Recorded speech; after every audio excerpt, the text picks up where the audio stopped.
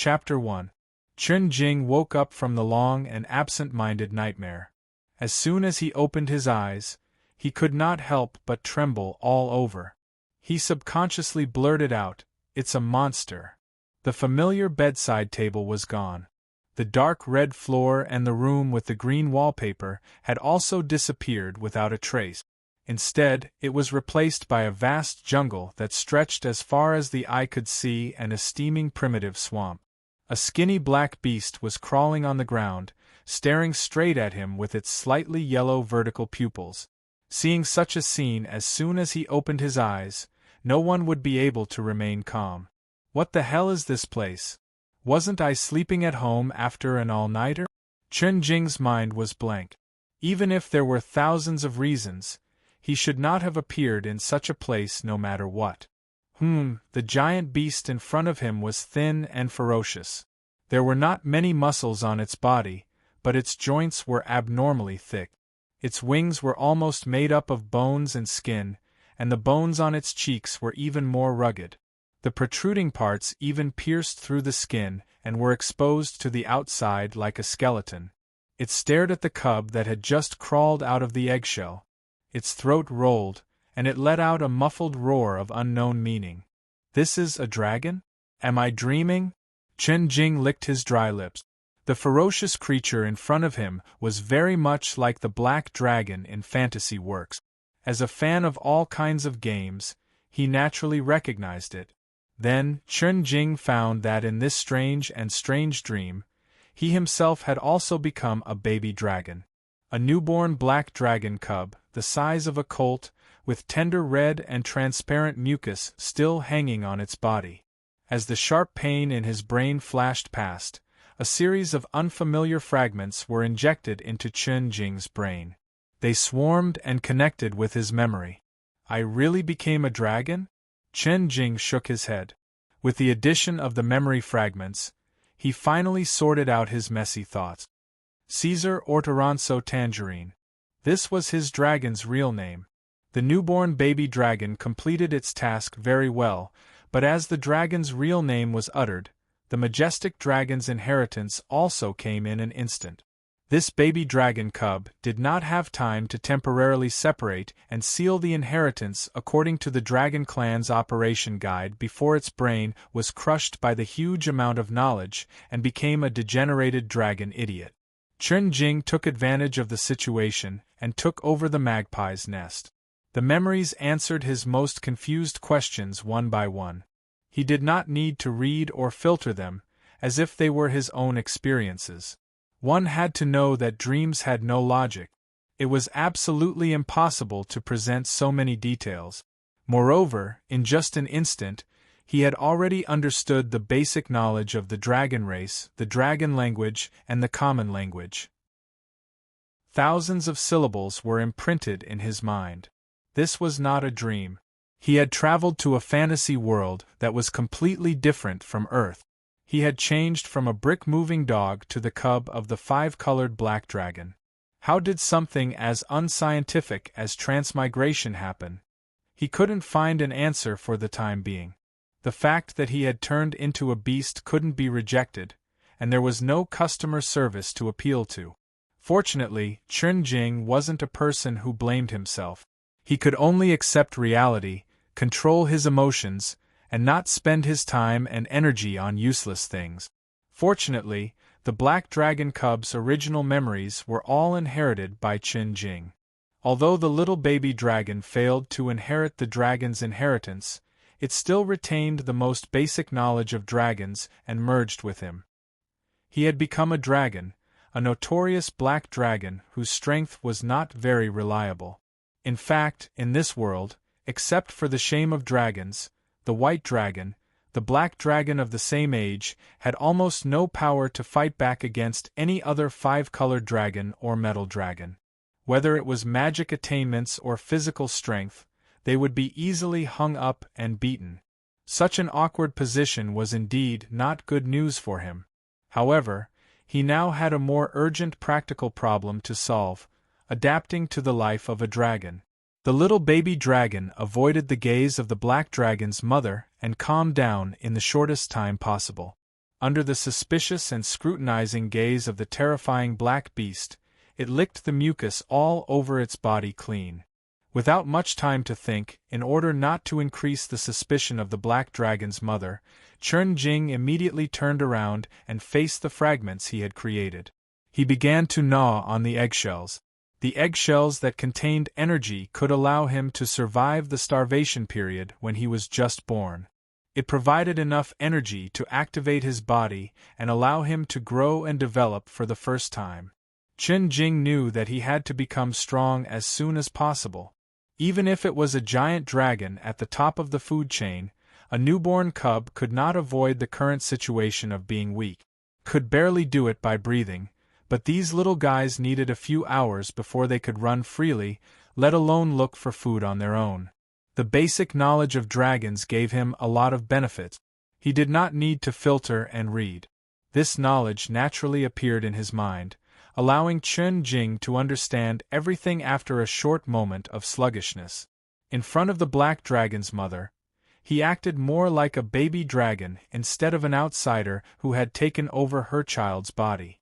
"It tastes good," Chun Jing muttered in the dragon language.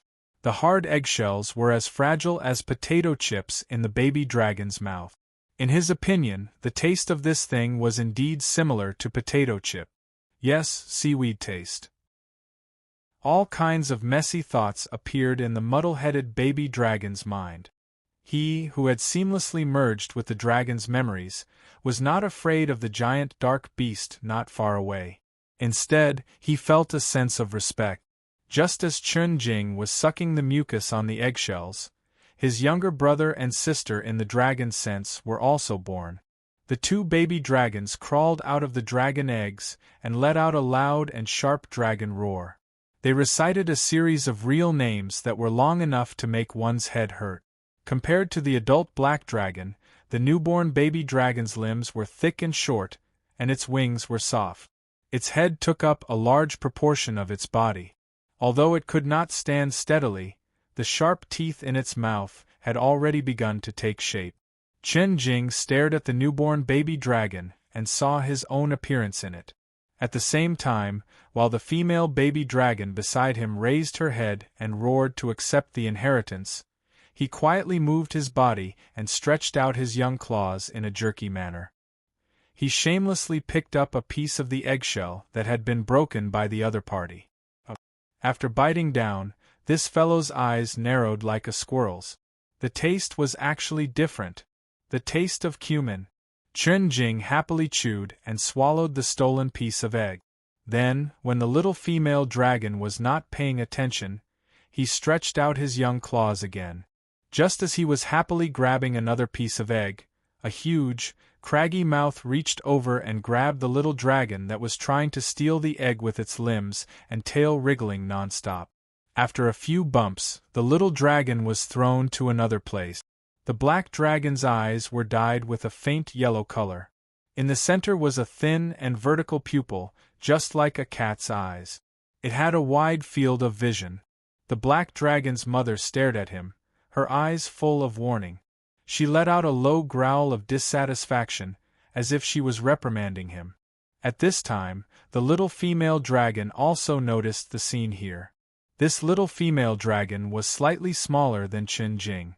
There were two slender sharp horns on the top of her head that extended behind her ears. The newly formed bone on her nose was still very soft. Her wings were powerless and drooped limply. The little female dragon glared at Caesar angrily and let out a childish roar. Green acid dripped from her mouth. As the black dragon with the worst temper and extremely selfish, Chun Jing's behavior was enough to annoy his sister even though he was the black dragon's biological child. If it were not for the suppression of the black dragon's mother, these two newborn dragons would probably have fought immediately, even if it was difficult for them to even stand still. However, Chun Jing, who had taken advantage of the situation, had already thrown this matter to the back of his mind. He did not respond to his sister's roar. Instead, he swayed his body that had not yet fully adapted and slipped to the side to think about his dragon life. This was a sign of weakness in the eyes of the baby dragon, So the little female dragon snorted proudly and lowered her head to gnaw on her own eggshell. She no longer looked for trouble with her ugly brother. An unknown world. As a visitor from another world, Chen-Jing could not help but begin to worry about his future. A fantasy world with a dragon, needless to say, was much more dangerous and cruel than the Earth where he was just muddling along. However, his luck was not bad. At least he did not become a lower species like a kobold or a gnome. Moreover, the existence of the black dragon's mother also gave Chen-Jing a lot of security. Thinking of this, he quickly swam towards the shore. He did not leave the range of the black dragon's mother's gaze. When he reached a place where the water was shallow, he buried his body in the sand at the edge of the swamp and revealed a small part of his head to observe the surrounding situation. The surrounding was a forest covered with thick fog. There was a whistling waterfall in the distance. The rapid water in the river bank flowed in all directions, creating countless swamp. It seemed that this place was not bad. In an uninhabited primitive rainforest, at least there was no shortage of food. Come to think of it, their mother had already reached the prime of her life. Black Dragon at this age would no longer mate and lay eggs randomly in the countryside. They would carefully choose a suitable environment to build their nest and know how to protect the growth of their offspring. He had become a weak black dragon cub, but with his birth mother watching over him, he was not completely helpless. All in all, it was a good start. Black dragon, huh? Alright. Chen-Jing stared at the slightly ugly cub in the lake and whispered, "From now on, I am Caesar Orderonso, with Tangerine as my surname." Before he could think carefully, the baby dragon cub Caesar was captured by an uncontrollable sense of drowsiness. The first slumber of a dragon came fiercely and quickly. He only had time to sink into the sand before falling into a deep sleep. Chapter 2. Thanks to the evolution and evolution of living creatures, the baby dragons were able to use the energy absorbed from eating egg slices to activate various important organs and begin to develop and grow through the adjustment of their muscles. This stage was not considered long, and it only lasted for about a day. When little Caesar woke up and surfaced, he found that the sun was just right. It was about noon, and the light was able to penetrate the layers of thick fog into the swamp, scattering a golden luster that was warm and pleasant. But the black dragon mother, as well as her brothers and sisters, were deeply disgusted by such a climate, and a feeling of irritation seeped through them. They let out a low hiss and hid in the deeper shadows of the swamp. The black dragon likes gloomy swamps and quagmires. The dirtier and filthier, the better. This was the knowledge that basic cognition told Caesar, but fortunately, he did not inherit this habit. However, in order to avoid being weird, the awakened baby dragons also let out 2 hisses and went into the nest built by the black dragon's mother. At this time, the baby dragons could already breathe and run, and they had a certain level of defensive ability. However, they were still young and weak, and they were not even a match for some ordinary large creatures. They still needed the protection of the black dragon's mother. The mother dragon lay lazily in the nest, and her body was covered with hard dark scales. The black dragon's head was thin and long, and the skin without muscles was tightly attached to the bones. The craggy skull made it look like it was wearing a layer of armor. Compared to the adult black dragon, the baby dragons did not look so thin and shriveled. Their necks were thick and short, their heads were big and round, and their scales were thin and black, reflecting a metallic luster. However, with the passage of time, the baby dragons would gradually become like their mother. Their scales would become harder and darker. In the process of growth and development, their skulls would also become sharp, sticking closely to the epidermis and even piercing through the skin. Although this change would not cause any harm to the black dragon, it would make them more terrifying and difficult to approach. Therefore, the black dragon was also known as the skeleton dragon. At this time, the black dragon's mother had prepared food for the children, a huge violent headfish. This strange fish was as big as 5 baby dragons, and its barbed fangs stuck out of its mouth. Soaked in the acid swamp, the strong smell of rotten meat and fish went into the nostrils of every baby dragon. Caesar could even see the maggots wriggling on the rotten meat. The black dragon rarely ate red meat. In non-emergency situations, they would usually marinate their prey with acid for many days before eating. Such a rotten, violent head fish was definitely a rare delicacy in the eyes of the black dragon. The two dragon whelps, who could already run freely, surrounded him while babbling. They did not avoid other foreign objects and swallowed them in large mouthfuls. The digestive system of dragons was like a furnace that could digest everything that they ate. Not to mention the maggots on the rotten meat, even metals were the same. Motherf * Cur. As a mutated black dragon with a human soul, little Caesar felt bitterness in his throat as he watched his brothers, who were eating happily and slurping their saliva. However, he could not refuse. The black dragon's mother's gaze had already swept over with a scrutinizing look. She looked at the little guy whose behavior was different from other baby dragons when he was born. Ugh! Caesar clenched his baby teeth so hard that they creaked. His tears were a little sore, but he could not refuse. Even if he went to search for food himself, he would probably only find some wild fruits, rats, and worms to fill his stomach. It was probably not as nutritious as this violent head fish. He had no choice but to close his eyes and bite off a piece of meat from the rotten fish. His throat rolled as if he had swallowed a deadly poison. The white, fat, and large maggots from another world were chewed up by his sharp teeth. Its meat was as soft as cotton, and its juice burst in his mouth. The little dragon, whose eyes were tightly shut, suddenly paused. His vertical pupils lit up. This thing was not as hard to swallow as he had imagined. After overcoming the psychological discomfort, the black dragon's sensory system gave him a completely different feedback. It was actually a little delicious. Caesar took another bite of the rotten fish. After confirming that his sense of taste was not wrong, he began to gulp down the food like the other two baby dragons. The baby dragon's appetite was astonishingly large. After dozens of minutes, the violent head fish, which was incomparably huge to the little dragons, was eaten until only its skeleton was left. Even some of the brittle bones were chewed up and swallowed by the baby dragons. In order to maintain the consumption brought about by their strong bodies, dragons generally had an astonishingly large appetite. Even the young baby dragons were the same. They ate food that was several times their own weight, but they did not look bloated at all. This level of appetite was an extremely heavy burden for the baby dragons who did not have the support of their parents. Fortunately, if there were no accidents, dragons would usually accompany their offspring for 1 to 6 years. Therefore, the baby dragons at this time did not need to worry about food. After the two baby dragons finished eating, they floated on the swamp and rolled around in the quagmire.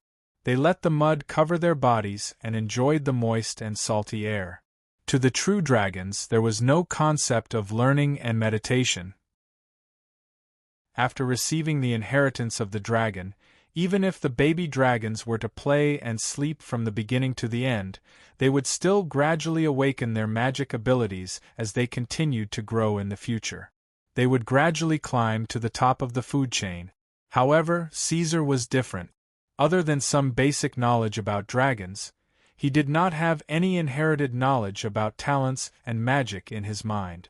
Strictly speaking, he was actually no different from the defective products that were naturally eliminated and degenerated into dragon beasts. Under such circumstances, in order to grow faster, he had to eat more than the other baby dragons. After completing his normal meal, Caesar even had to add more food for himself.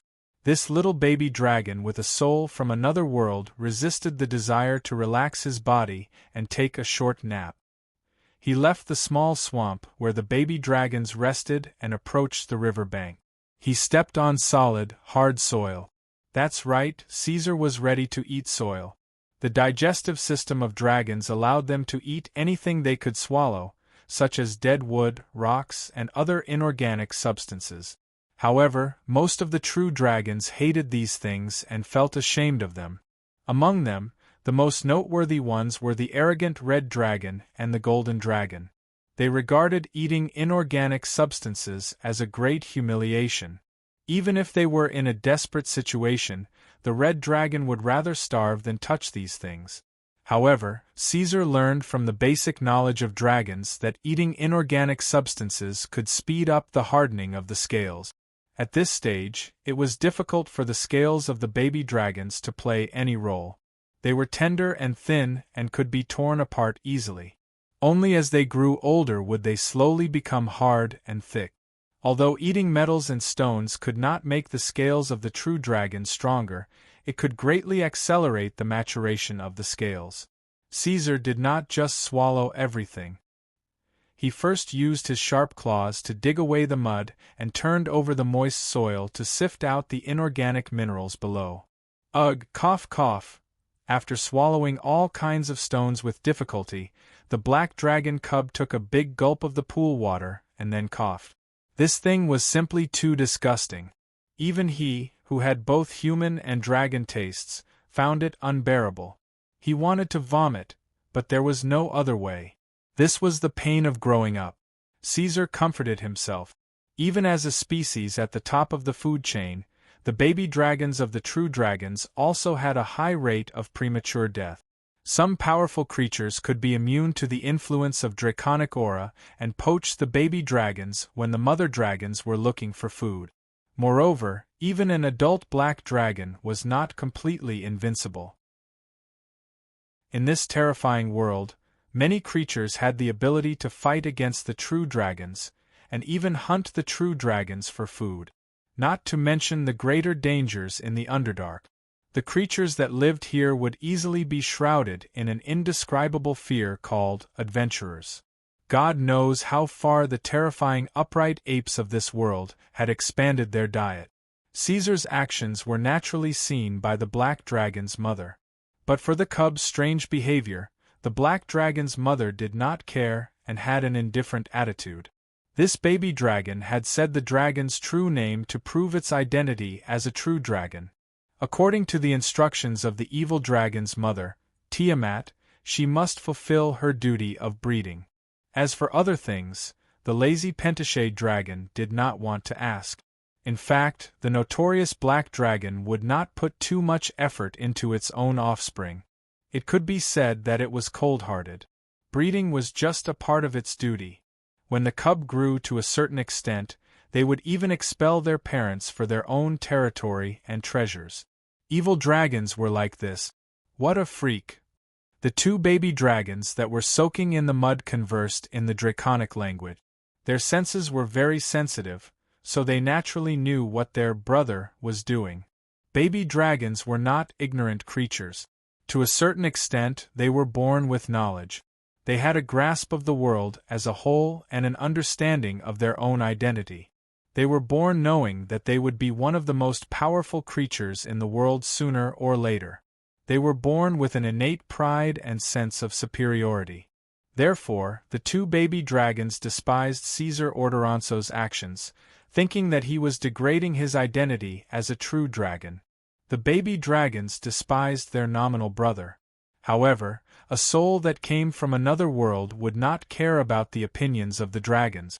Under the questioning gazes of the two young dragons, Caesar spent a lot of time swallowing the inorganic minerals that were hard to swallow one by one. Only then did he let out a long sigh of satisfaction. Chapter 3. On the third day of their birth, the baby dragons were already able to run, bite, and play freely. They even tried to hunt on their own. All the black dragon, regardless of their age, strength, or weakness, had the same habit. When they were hunting, they preferred to use the strategy of ambushing instead of taking the initiative to chase and kill. They would lie in ambush in the muddy river and wait for their prey to take the bait. In the river filled with humus, the three baby dragons lay quietly in the mud at the bottom of the river. Their dark scales provided the best camouflage. They blended into the mud at the bottom of the river, revealing only their vertical pupils. Like a crocodile, they stared at the fish above their heads and were ready to attack. Not far away, the black dragon's mother restrained her breath and crouched among the ferns, watching her offspring's first hunt. However, the results did not seem to be good. After an entire afternoon, the 3 children of the black dragon's mother had gained nothing. The baby dragons were still too young and could not control their gradually formed ferocious aura ability, the legendary draconic aura. As a result, the prey was already vigilant from afar and would not go near where the baby dragons were lying in ambush. On the other hand, Caesar, who was downstream, often had fish and prawns swimming past him. It was not that he was gifted, but this guy had not received the inheritance of the dragon and could not form a spell-like ability at all. Under such circumstances, the prey knew nothing about the little Caesar who was crouching at the bottom of the mud. But even so, he did not gain anything. The sensitivity of the fish in the other world was far beyond Caesar's imagination. Whenever he was ready to make a move, the fish could sense the abnormality from the vibration of the mud and the flow of the river. They avoided him like frightened birds. Before he could jump out from the bottom of the river, the prey had already fled. The other 2 baby dragons did not feel anything. After all, they would become predators at the top of the food chain sooner or later. To them, hunting like this was more like a form of leisure entertainment. Caesar, on the other hand, was not so comfortable. The failure of the hunt brought him a lot of frustration, so much so that when the young dragon crawled out from the bottom of the river, he could not help but sigh when he saw his wet and filthy body. Uncomfortable. To make matters worse, as time passed, he gradually became more and more different from the other 2 dragon whelps. Most intuitively, the 2 fledglings already possessed a ferocious aura and could start to fly. They only needed to lightly flap their wings, and it would be enough for them to leave the ground. On the other hand, no matter how hard Caesar tried to flap his wings and raise a whistling hurricane, he could not make himself fly. If one wanted to fly, one had to abide by the laws of physics. There was a fixed relationship between weight, power, and wingspan. Caesar stared at the 2 dragon whelps. From the perspective of Earth, their wings, and even the wings of the black dragon's mother, were a little small. The rising force they generated was not enough to support the flight of dragons. The ratio of their wings to their body weight was seriously unbalanced. Logically speaking, they were too heavy to fly. However, dragons were magical creatures. Wings were only an aid to dragons. What really allowed them to soar in the sky was magic, the natural ability of dragons. This was the biggest difference between Caesar and the other 2 dragon whelps. Without magic, what the dragon whelps could do easily was like a natural barrier to him. However, Caesar was already mentally prepared. He was not too upset. He knew that it was meaningless to compare himself with the other dragon whelp. The most important thing now was to make himself stronger as soon as possible so that he could have a certain level of self-protection in this Underdark. Then, he would leave the lair of the black dragon's mother. Although the black dragon was not known for its wisdom, and their black dragon's mother was also not considered wise, her level of intelligence was definitely not lower than that of an adult human. As the dragon whelps grew up day by day, the black dragon's mother would sooner or later discover that Caesar was different. As the most violent and vicious of the dragon species, the black dragon's world was famous for its cruelty. They were merciless when dealing with degenerated defective product. Banishing them was considered a light punishment. Facing the black dragon who had deceived him, the black dragon had the possibility of directly killing him. Soon, Caesar discovered that in the next few days, his food began to shrink. It was 30% less than usual. Although the black dragon's mother did not discover the truth, she still treated him as an inferior dragon whelp who did not develop as well as the other dragon whelps. Under the natural rule of survival of the fittest, he was naturally ignored by the mother dragon. This won't do. A few days later, Caesar climbed out of his mother's swamp lair while the black dragon whelps were sleeping soundly. Newborn dragon whelps needed to eat a lot to meet the needs of growth and development. However, with their mother's lazy temperament, she was not willing to spend any more energy on hunting for inferior dragon whelps. This caused Caesar's food supply to decrease day by day. It even reached a harsh level. Anyway, he won't starve to death. Moreover, can't this dragon whelp eat soil? This was the thought of the black dragon's mother. Caesar knew that the current situation would only get worse as time went by. Sooner or later, I'll be played to death. Even if he had been devouring inorganic substances to fill his stomach, the growth of the dragon whelps without sufficient nutrition had gradually stagnated. During this period of time, his twin brothers and sisters had the tendency to approach or even surpass him in size. However, these two dragon whelps were pure true dragons. They were constantly acquiring knowledge of dragons and awakening magic abilities. He could not be compared to them. Caesar did not care about being surpassed by the two dragon whelps. He only wanted to grow as much as possible so that he could have the ability to protect himself. I can't rely on my mother anymore. I have to hunt by myself. Caesar thought that if he continued to stay in a daze, the situation would continue to worsen as the food supply decreased. Sooner or later, he would lose the ability to continue to grow. When the vicious mother found out that he was just a defective dragon whelp, he would only have a dead end. Under such circumstances, Caesar decided to take the risk and go out to hunt by himself. The dragon whelp's tail swayed as it pushed aside the ferns and drilled into the dense bushes. Its slender body disappeared just like that. For any dragon whelp that had just been born not long ago, the jungle was a dangerous place full of dangers. However, he had no choice but to take the risk. The dragon whelp carefully passed through the dense weeds and thorns. Its heart was beating nonstop. It knew that it was a pure newbie. If it was not careful, it would turn from a predator to a prey. At this time, it had to be careful and prudent enough to survive in this terrifying shadow jungle. Fortunately, before this, Caesar had already formulated a detailed hunting plan and selected his prey, carnivorous mammals. He was not as picky as the ordinary black dragon. He would only eat fish, prawns, and aquatic animals. Those ordinary creatures that were strong but did not possess any magic abilities were the best food for him now. They could provide him with sufficient fresh meat and nutrition. However, the prerequisite was that he had to catch them first. Just like the fishes in another world, the mammal's sense of hearing and smell was also extremely sensitive. Moreover, they were in the jungle.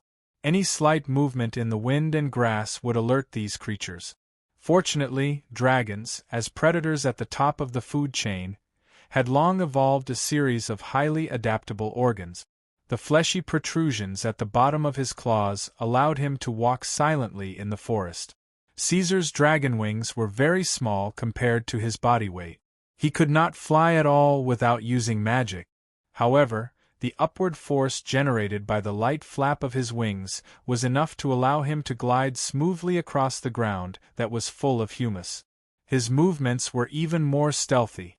However, this was not enough. Caesar, who had the experience of failing to catch fish, knew that this alone was not enough to let him return with a full harvest. Although he was strong and his scales were hard, his speed had become this dragon whelp's Achilles' heel. The dragon whelp was seriously biased. It was sluggish and slow in terms of agility. If he wanted to rely on surprise attacks, hunting, and other conventional methods to complete the hunt, it was simply too much for Caesar. It was almost impossible. He had to use his body more cleverly. Caesar burrowed into the bottom of the bushes and dug up the hard soil. He used the black mud to hide his body very well. He felt the flow of the wind and lay dormant quietly. He was determining the direction of the wind and choosing a target position where he could hunt. After waiting for a while, when the smell of the black dragon's mother had almost dissipated from his body, Caesar began to move his throat. Huff, huff, under the cover of the thorns, the dragon whelp let out a few pig cries. Chapter 4.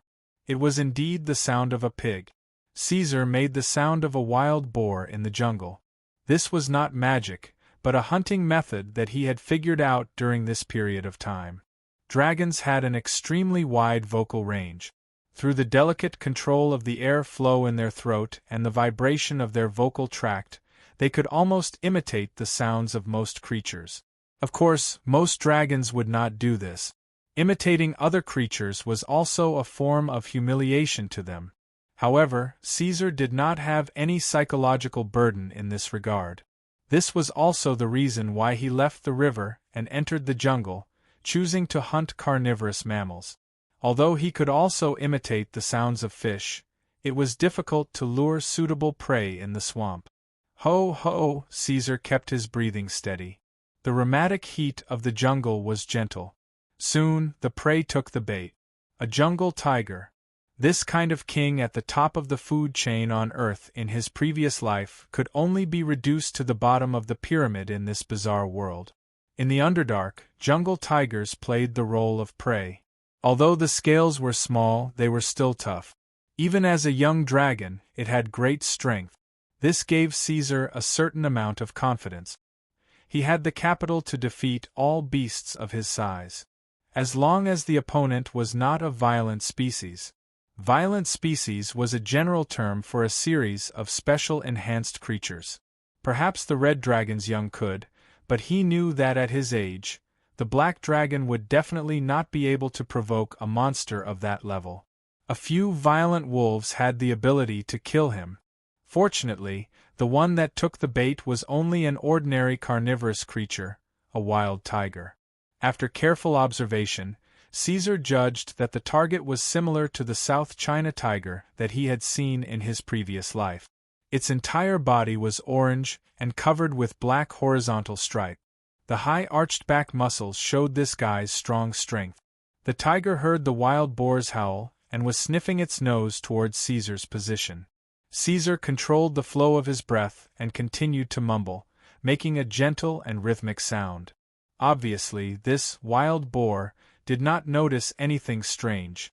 Separated by layers of shrubs, Caesar, who was hidden in the soil, watched the tiger pace, quietly approaching, gradually reaching the tiger's killing range.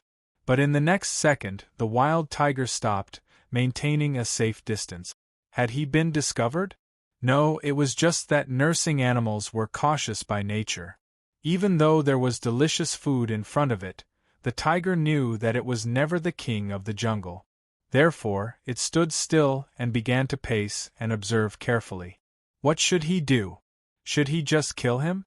Or should he continue to wait? The tiger's actions put Caesar in a dilemma. He was a complete novice. If he pounced directly at this time, he was not sure if he could succeed in one hit at this distance. If he failed to kill it, it would be almost impossible for a baby dragon to catch up with an adult cat. However, if the prey sensed that something was amiss and immediately fled, his half a day of waiting would be wasted. Don't be anxious, don't be anxious. Caesar comforted himself and forcibly suppressed his chaotic thoughts. He calmed himself down and slightly changed the tone of the wild boar, letting out a sharp hiss.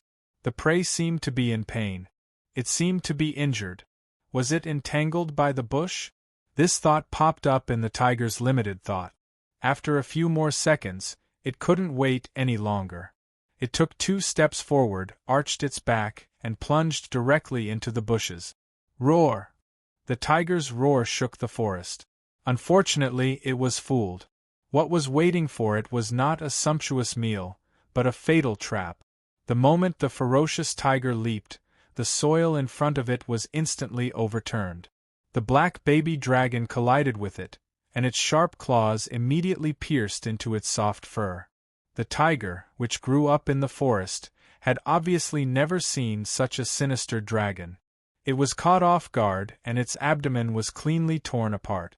Then, Caesar rolled together with it, ignoring the fierce struggle of the tiger.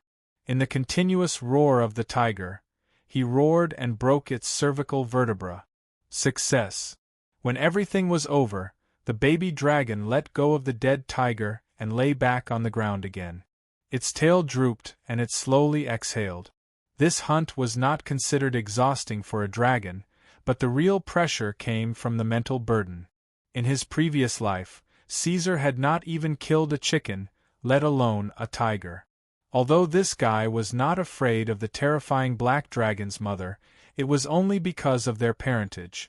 If it was not for the fact that he desperately held his breath and fought a fierce tiger at the top of the food chain in his previous life, he would not have been able to hold on mentally. It's still too inexperienced, Caesar whispered, panting. In hindsight, the moment the wild tiger pounced into the bushes, it was already sentenced to death.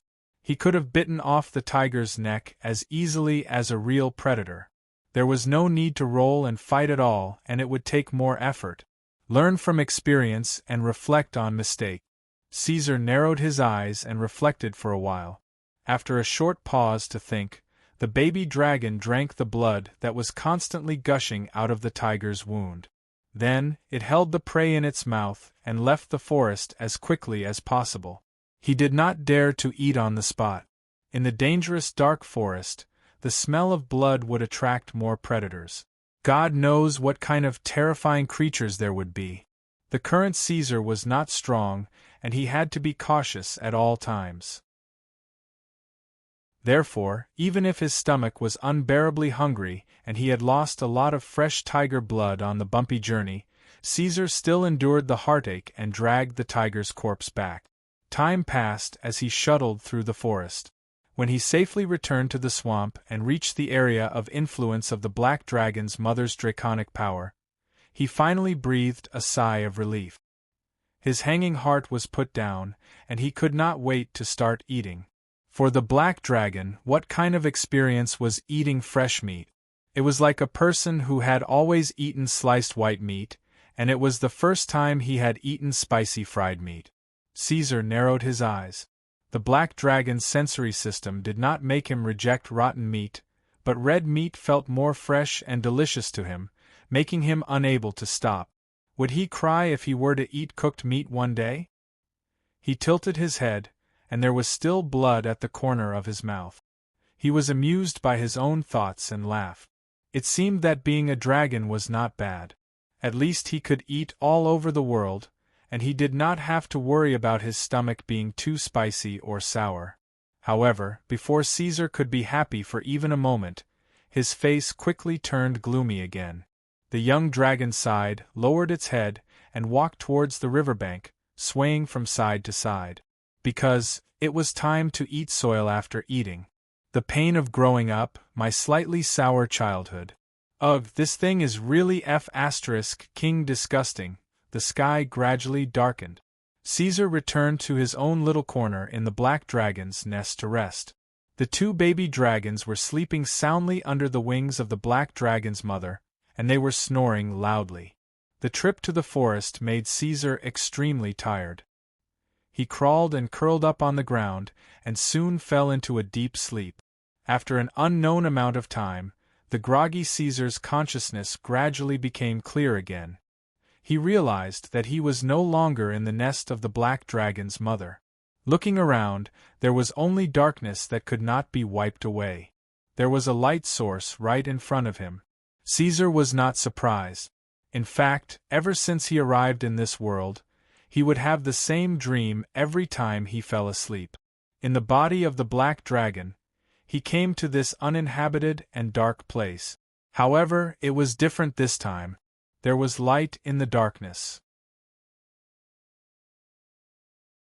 Chapter 5. The recurring dream made Caesar feel strange. He realized that this was not an ordinary dream. There was no reason for him to be in the same place for several days in a row. Moreover, he was still conscious and could remember the scene in the dream the next day.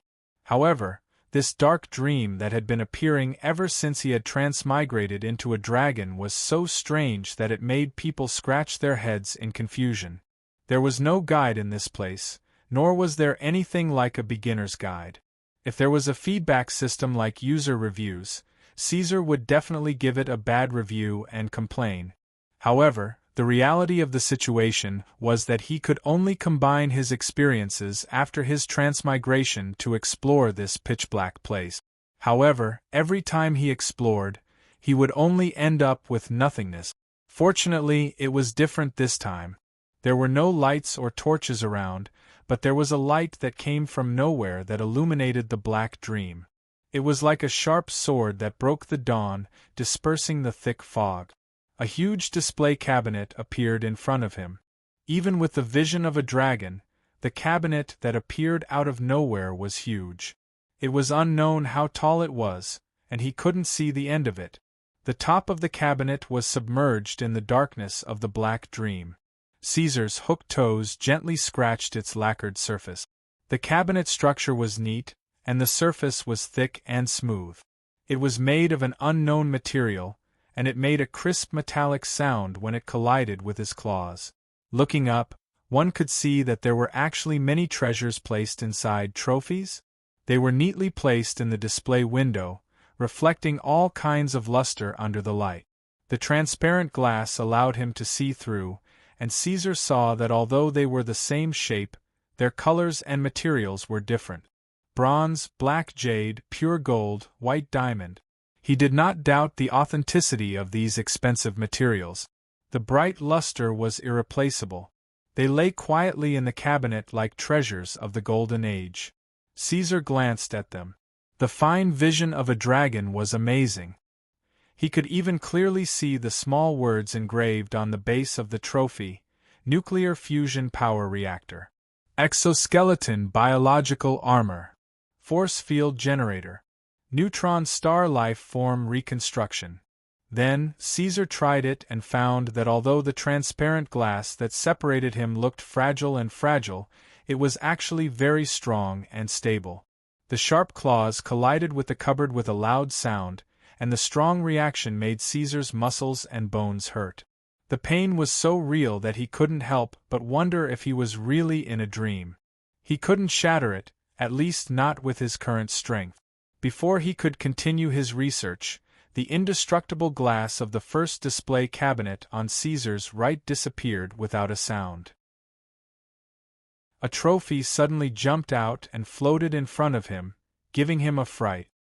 He took 2 steps back and stared at the trophy that was as tall as an ordinary person. He then looked at the display window that was only as tall as his calf.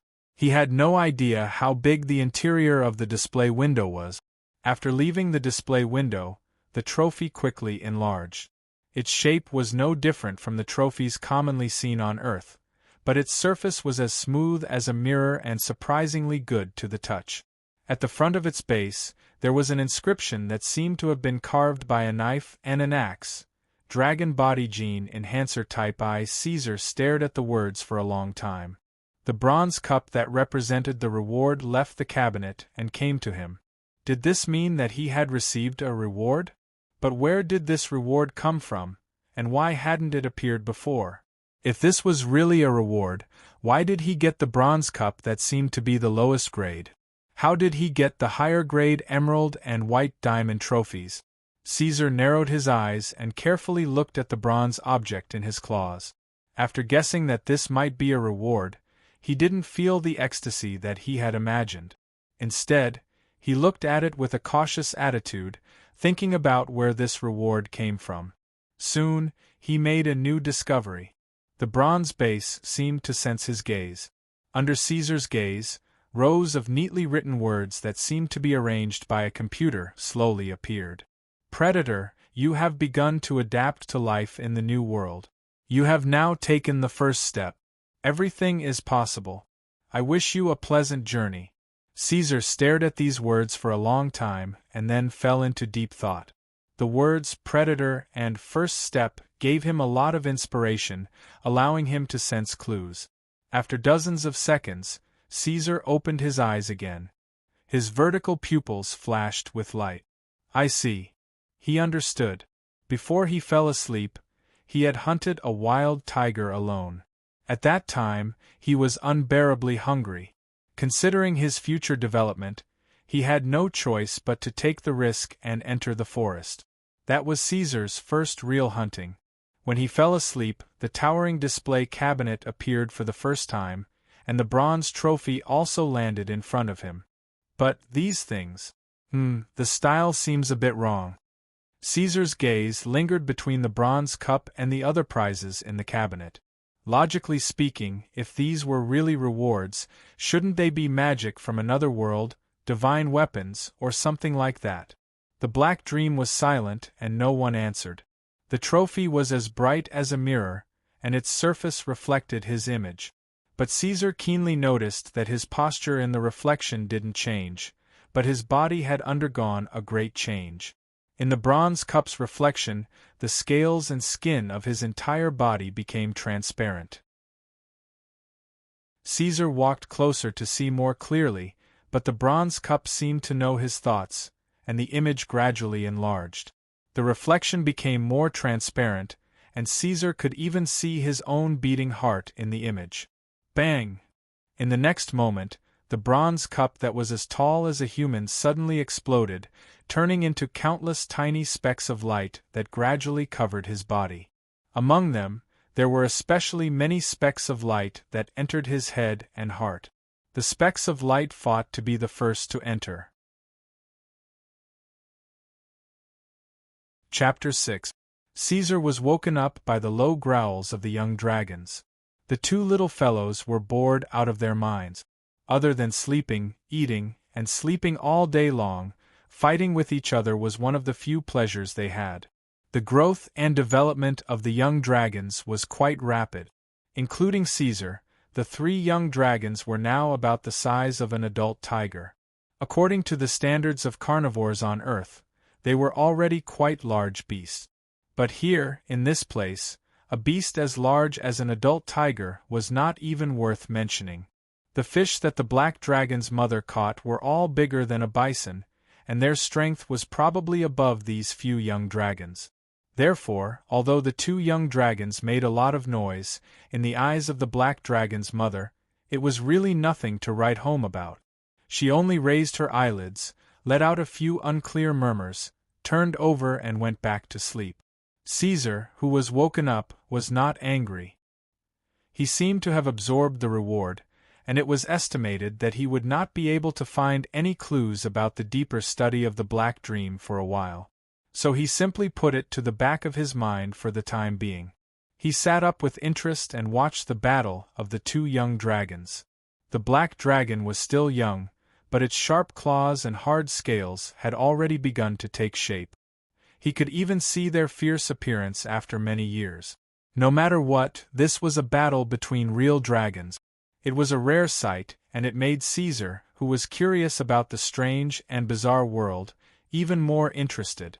However, the blood-sucking mosquitoes and flies that were originally quietly creeping around, waiting for an opportunity, suffered because of this. The impact of the battle between the 2 real dragons on the microorganisms in the nest was disastrous. If they were not careful, they would be killed by the acid breath that came out of nowhere, turning into a pool of pus. Thousands of mosquitoes and flies began to flee, escaping from the nest and strategically retreating. A few extremely fast flies flew towards Caesar, who was closer to the entrance of the cave, but he quickly stretched out his right claw and gently pinched, catching 3 pitiful creatures. Caesar's eyes flickered, and his gaze no longer focused on the 2 fighting young dragons. The so-called dragon body gene enhancer type 1 could not be said to have made him much different from before. However, his subconscious action just now still made him understand that the broken trophy in the Black Dream had indeed affected him. Caesar moved his right claw in front of his eyes and looked at the flies that were constantly struggling in his claw. In the past, he could not catch these extremely fast little insects. Otherwise, he would not have returned empty-handed when he was fishing in the river. Speed and control of the body have improved, but I don't know how much my strength has increased. Unfortunately, there's no instrument to accurately measure it. Although it did not immediately reach the point of being completely reborn, Caesar was already very satisfied. As the name implied, he also knew that the effect of Gene Enhancer was not immediate. It increased his own potential layer by layer and pushed his body to the limit that he could reach in the future. Caesar was the descendant of the Black Dragon. Even though he did not know much about dragons, from the knowledge that he had fused with the Black Dragon, he knew that the Black Dragon was not considered the strongest among the dragons. Among the evil dragons, the Red Dragon was ranked second to last. Red Dragon, Blue Dragon, Green Dragon, Black Dragon, and White Dragon were all at the bottom, not to mention the Metal Dragon, which was even more amazing than the Black Dragon. What was worse was that although he had the true name of a dragon, he was not strictly speaking a real dragon. He could not awaken his talent and magic ability. Therefore, Caesar had always been worried that he would fight to the death. Even if he tried his best to squeeze out every cell in his body and squeeze out all his potential, he would still be limited by his dragon species and talent. In the whole world, he was just a salted fish. Fortunately, Caesar also had the Black Dream with him. That mysterious reward gave him enough confidence. "Hey, Ordorunso, you brat! Don't you want to fight with Blakesia?" The one who spoke was Garin Nephidisius Tangerine, his younger brother in the dragon sense. At this time, this guy was using his hind legs to support his body and stood up like an upright ape. He did not avoid the big swaying bird under his crotch and stood in front of Caesar casually. Dragons had no sense of shame in this aspect. You haven't beaten her before." Caesar turned his head and avoided the thing that was about to hit his face. He turned his head and looked at his sister. Not far away, the little female dragon Irene Blakesia was on all fours on the ground, staring at him with an unfriendly expression with her round eyes. Obviously, the little female dragon was still thinking about the time when Caesar secretly ate her eggshell. So vengeful. Caesar muttered a few words. The Black Dragon had a violent temper and would seek revenge for the smallest grievance. He had seen the standard template in the little female dragon. Interestingly, among the 3 dragon whelps, the one who developed the fastest and the best was actually the little female dragon Blakesia. The male dragon Garin, who had also awakened magical abilities, was never her opponent and had always been suppressed. Humph humph. The little female dragon flapped her wings and let out 2 rather provocative growls at her brother. The play of dragon whelps, a contest. Caesar thought for a while and took a deep breath on the spot. He stood up and stretched his limbs. Come on. He wanted to try and see how effective the dragon body gene enhancer was. However, boom! Useless and foolish Black Dragon, the great Sylvia has graced us with her presence. Get out of your lair. A voice came from above the dome, and a substantial draconic aura swept through the swamp. Under Caesar's astonished gaze, a gigantic dragon with emerald green scales descended from the sky. Its aura was filled with awe, and the hurricane that was stirred up by the flapping of its wings almost overturned the young dragons. Its body was thick and strong, and every part of its body was filled with muscles. Its sharp teeth were snow-white and huge, protruding out of its mouth. There was a sharp horn on its nose above its huge mouth that shone with a metallic luster. Green Dragon! The 3 dragon whelps shouted in unison. The jungle and swamp were not exclusive to the Black Dragon. They were also the Green Dragon's favorite nesting place. Conflicts due to territorial issues were not uncommon in the stories of colossal dragons. Roar! This time, the Black Dragon's mother, who was crawling in the swamp, had finally awakened completely. She let out an angry growl and broke free from the quagmire, bringing a large amount of mud with her as she soared into the sky. How dare you trespass into my territory? Sylvia, do you want a war? This was the first time Caesar heard his dragon mother speak. Her voice accurately matched the Black Dragon's setting, hoarse and irritable. As the Black Dragon roared, ooze monsters crawled out of the swamp one after another, brandishing their weapons. Some of the cave entrances that Caesar usually did not notice were also filled with dog-headed cavemen. Every adult dragon had more or less dependents. These guys lived under the dragon's wings, and would become their master's henchmen and fighters when necessary. However, in the face of the huge green dragon, most of these humanoid creatures cowered in fear and did not dare to move forward. This was a green dragon in its prime who had lived for almost 400 years and had its own name. It was even stronger than their master. Although the dog-headed cavemen were not very intelligent, they did not want to die in vain. Moreover, the green dragon was not without help. On the opposite side of the lake, the ogres surged forward and covered the entire swamp. It seemed that there was at least a medium-sized tribe. "Ha, your territory? Green capital Jade," Sylvia let out a mocking laugh. "I forgot to inform you that your nest has been expropriated. From today onwards, every forest and river here belongs to me. Now hand over your treasures, then take your crying child and scram. Otherwise, The following words were self-evident. "In your dreams." The black dragon's mother roared angrily. For any giant dragon, their treasures were equivalent to their lives. No dragon would compromise at this time. The black dragon was no exception. She roared and rushed into the sky, fighting with the invaders. What should we do? The three baby dragons looked at each other and stared at each other. Chapter 7. That's not going to happen. Caesar pursed his lips. No matter how confident the other two dragon whelps were, their mother was no match for the green dragon. This green dragon was about to enter old age, while the black dragon's mother had just entered the prime of her life. They were almost an entire age apart.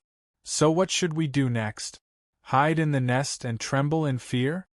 Garin and Blakesia covered their heads and looked at each other. Young dragons were like two different creatures compared to adult dragons. They were not yet mature and could not pose any threat to the green dragons.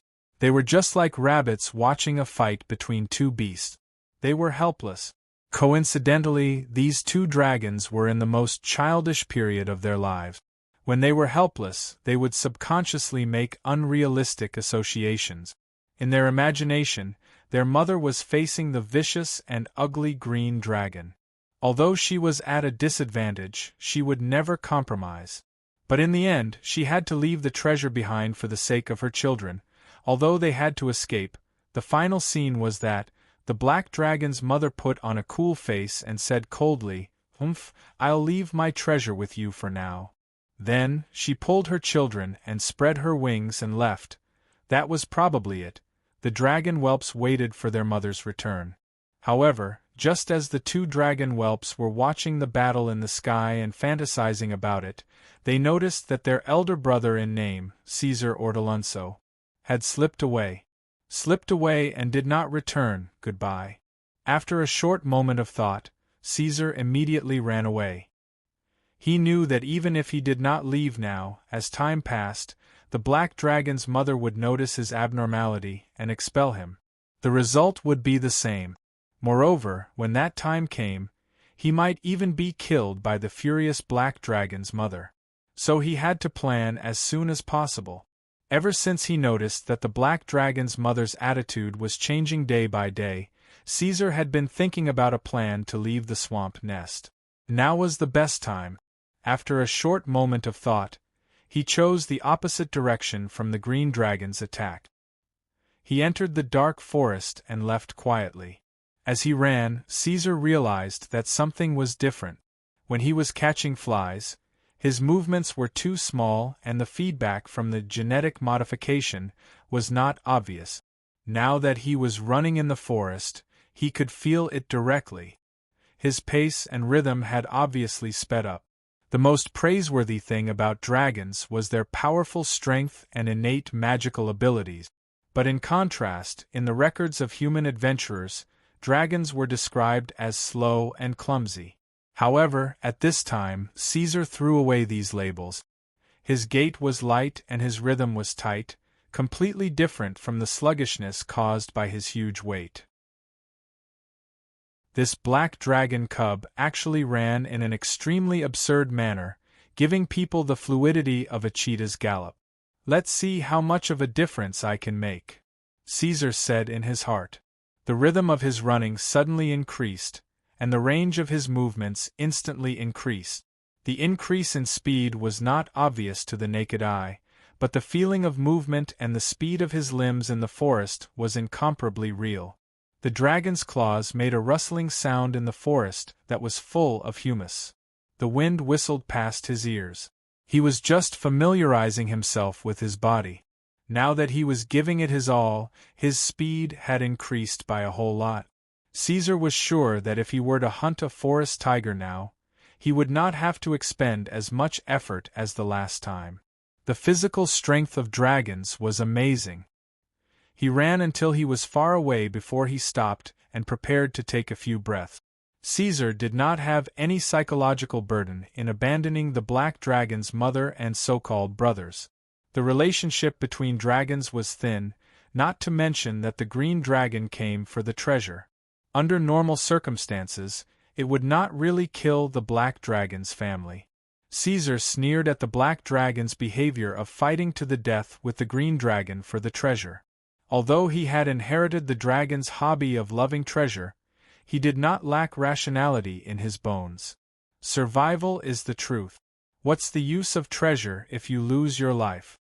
This was Caesar's thought. In that case, he was probably the only dragon in the world who did not care about money. But this was hard to say. Who knew if there would be a few freaks among the dragon species? Putting aside the random thoughts in his mind, Caesar knew that the most important thing now was to run, and run as far as possible. It would be best if he could find a place where there were no ferocious beasts or high-level monsters and hide there for a few decades. It would not be too late for him to consider philosophical questions like, "The world is so big, should I take a look?" Although he didn't manage to become a true dragon, he was still a semi-finished product. The powerful body of a dragon was still inherited by Caesar. Even if he was just a black dragon, he would still have enough strength to protect himself after he reached adulthood. As long as he did not seek death silently, he would still be able to live a comfortable life in the future. Not to mention, Caesar still had the mysterious black dream in his head. Develop wretchedly, don't be reckless. During the time he was running, Caesar had already made a simple plan for his life in the future. But reality was not always what one wanted. So when he inadvertently turned around, he saw his brothers, Garin and Blakesia, flapping their wings and chasing after him. "What's the situation? You can't escape." Before Caesar could ask, his sister Blakesia had already said with a cold smile. At the same time, she was flapping her wings hard to catch up with the dragon whelp in front of her. "That green dragon is evil and powerful. Without Mother's restraint, I can guarantee that she has 10,000 ways to deal with you." Caesar's face was full of disdain. He could not help but express his worry for the future of the dragon race. At the same time, he looked at his sister with a caring and retarded gaze. Adult giant dragons were generally lazy. This could be seen from the fact that the black dragon's mother did not even care about her own child. That green dragon was here for the treasure. She would not play such a ruthless game if she had nothing better to do. Forming a death grudge with another dragon was not in line with the nature of the green dragon, which placed benefits above all. Of course, if they were silver dragons or red copper dragons, who were in the opposite camp, it would be different. Dragons were not wild beasts. They were intelligent creatures. They were not the brainless villains depicted in night novels. They had their own thoughts and rules of behavior. On this point, Garin and Blakesia, who had a comprehensive knowledge chain of dragons, should know more than him. So what were these two fellows thinking about all day long? Delicious maggots? Seeing that they were so stupid and cute, Caesar reluctantly gave the two dragon whelps a free lesson. After he finished speaking, Caesar lifted his feet and prepared to continue forward. "So, what's the purpose of you following me?" Garin and Blakesia choked. Speaking of which, even they did not know the reason why they had to follow Caesar for such a long distance. When the green dragons attacked, the dragon whelps were in a daze, so they were easily influenced by others. At that time, Caesar took the initiative to take action and ran away. Garin was an idiot who did not understand the situation, so he followed Caesar's actions subconsciously. Blakesia watched her two brothers leave. In a daze, she also ran after them. If there was a group of dragon whelps at that time, they would have all been led astray by Caesar and run after him. Under the effect of the herd effect, this kind of situation was completely possible in theory. Reality had already confirmed half of it. Is it too late for us to go back now? I'm afraid not. Mother should have already left. Blakesia's face was sad and her nose was puffy. After knowing that Caesar was just running, her impression of him became even worse. Chapter 8. After a series of twists and turns, Caesar still chose to leave with the two dragon whelps. It was not because of any emotional drive, but simply because he wanted to get two helpers for himself after weighing the pros and cons.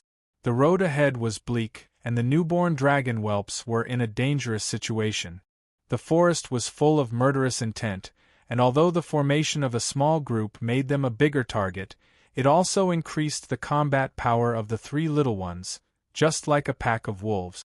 In this place, strength was the only guarantee for survival. Moreover, Garin and Blakesia were not burdens. They were real dragons, together with Caesar, who had undergone genetic modification. Even though the three black dragons were still in their infancy, normal creatures were no match for them.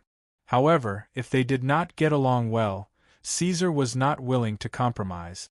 After settling down, he would find a chance to leave. There was no need to make things difficult for himself just for a moment. He believed that the other two dragon whelps had the same thought. What Caesar could not understand was, why would the green dragon suddenly invade the black dragon's swamp lair? Logically speaking, the black dragon's mother had long passed the age of irresponsibly laying eggs. During pregnancy, she would only build a nest and lay eggs after confirming that there were no creatures nearby that could threaten her. Where did the green dragon come from?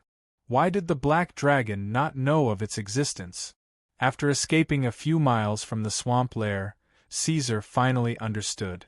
The greed for treasure was just a spur of the moment, and the real reason why the green dragon traveled such a long distance was because of this damned climate. It was now the dry season, and the temperature was constantly rising. The scorching sun of the other world was especially vicious, and the river was rapidly drying up. The water source disappeared, leaving behind a large area of cracked mud. The temperate rainforest gradually turned into a hilly grassland with withered trees. In order to find a suitable environment, the green dragon had no choice but to migrate. Therefore, the black dragon's damp and dark swamp lair became its target. Hiss, the two dragon whelps hissed uneasily. They had a natural aversion to drought, and the temperature here was more than 40 degrees Celsius. Although it was not a specific threat to dragons, it still made them uncomfortable. However, they had to endure it. They could not go back, and that damp place was already occupied by the green dragon. The extremely territorial evil dragon could not tolerate the existence of foreign dragon whelp. The dragon whelps encountered their first problem after leaving the black dragon's mother. "Orderonso, what do we do next?" asked Garin while fiddling with the toy he just got, a black-backed beetle. Upon hearing this, Blakesia subconsciously looked at Caesar. Although she had a bad impression of this big brother, who secretly ate the eggshells and ran away alone, she could tell that Caesar's thoughts and actions were much more mature than the two young dragons. Speaking of which, among the three dragon whelps, Caesar, who had yet to awaken his innate talent, had the temperament of their mother. When he was serious, he had a kind of quiet power, which made them subconsciously have a certain amount of expectations for him. "Call me Caesar," said Caesar. In fact, in the naming convention of dragons, words like Caesar, Garin, and Irene were more like symbols, while Orteronso, Nephidisius, and Blathea were their real names. However, He had a clear prejudice against long names. He preferred other people or dragons to call him Caesar instead of his real name. "All right, Caesar. What should we do next?" Blythia changed her words. She did not want to waste time on how to address him, so she waited for him to decide. "First of all, the outside world is very dangerous. It's not like the fishing game from before. Since we've decided to stick together, we must be responsible for each other's actions.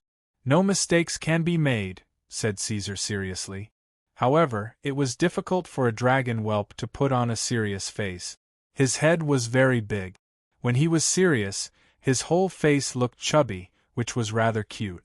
However, Garin and Blythia still nodded. They knew better than Caesar how difficult it was for dragon whelps to survive in the wild without the protection of their parents.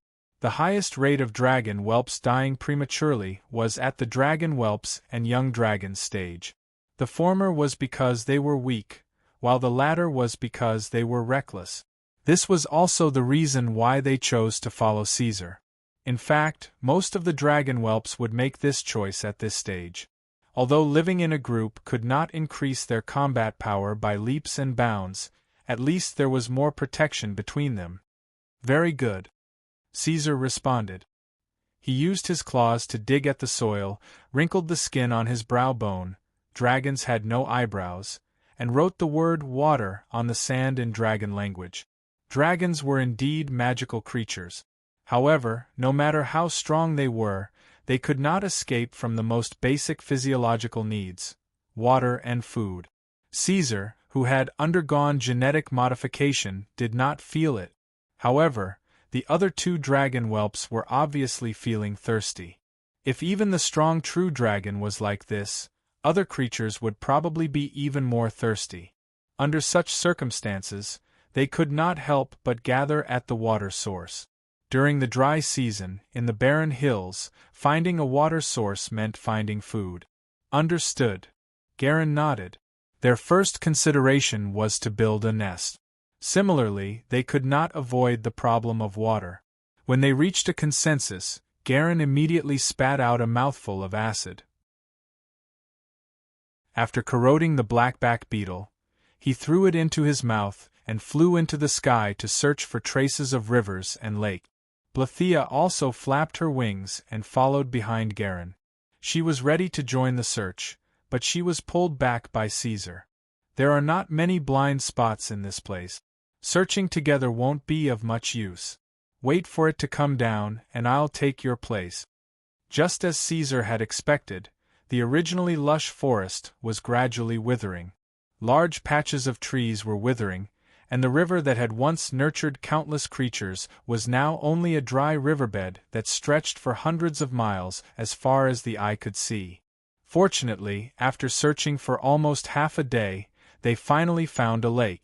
Although it was called a lake, it was actually just a slightly larger puddle. These were not oases, but shallow drinking troughs in the vast wilderness. However, this was enough to make the young dragons overjoyed. This pool of water was enough for the dragon whelps to live in daily. Caesar was right.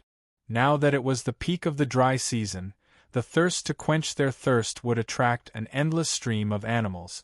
There were many creatures wandering around the pool. As long as they could stand here, they would not be lacking in meat throughout the dry season. Although they preferred fish and aquatic creatures at this time, in order to survive, the two dragon whelps had no choice but to endure. "Oh!" The dragon whelps cheered one another. They could not wait to rush into the trough and drink to quench their thirst. They rolled around in the quagmire and let the mud cover their bodies. However, Caesar's expression was slightly solemn. This place did not belong to them yet. Where there were prey, there would be predators. His vision was better than the other dragon whelp. He could clearly see that there were large crocodiles bobbing up and down in the water. There were also traces of thorny-tail lions and terror wolves in the wild. They came too late. Giant crocodiles, thorny-tail lions, terror wolves, hyenas, leopards, and others had already occupied this land. The feast was full. There was always another mouth waiting to be fed, waiting to fight for every drop of blood. There was no need for an adult black dragon. Even if a young dragon arrived, these fellows could only run away with their tails between their legs. However, Caesar was not. The three of them were just newborn dragon whelp. Although the other predators could feel the threat, they were still wandering around, unwilling to leave this rich land of food. Chapter 9. The dragon whelps roared excitedly and rushed to the pool of water impatiently. They rolled around in the quagmire and ignored the hostile or fearful gazes of the other predators. They had no reason to be afraid. When the black dragon's mother was still around, these predators and even the more powerful ferocious species were merely their food. How could a lion be afraid of livestock? There was only contempt in Garen's and Blakisha's eyes. However, they had forgotten a very important point. Putting aside the bloodline and identity, a dragon whelp's true combat power was actually not much stronger than these strong predators. Fortunately, Caesar had remembered. Moreover, looking at the various predators that were gradually approaching the dragon whelps, Caesar was sure that these fellows had remembered as well. Do not underestimate these inferior creatures. They were very smart. After discovering the threat of the dragon whelps, the animals had reached a consensus and formed an alliance with each other through eye contact. In the natural world, when the number of predators exceeded the number of food, the predators would either starve to death or continuously eliminate the weak until the balance was restored. It was obvious that the number of predators in this pool of water was close to saturation and could no longer accept other carnivorous creatures. In this area, no animal was a match for the three dragon whelps alone. If they did not want to be eliminated, they could only work together to deal with the black dragon whelp. In order to survive, they had to kill the three dragon whelp. Even if they could not, they had to expel the dragon whelps and chase away the new competitors. This is a little troublesome. Caesar had a slight headache. Garen and Blakisha were too domineering.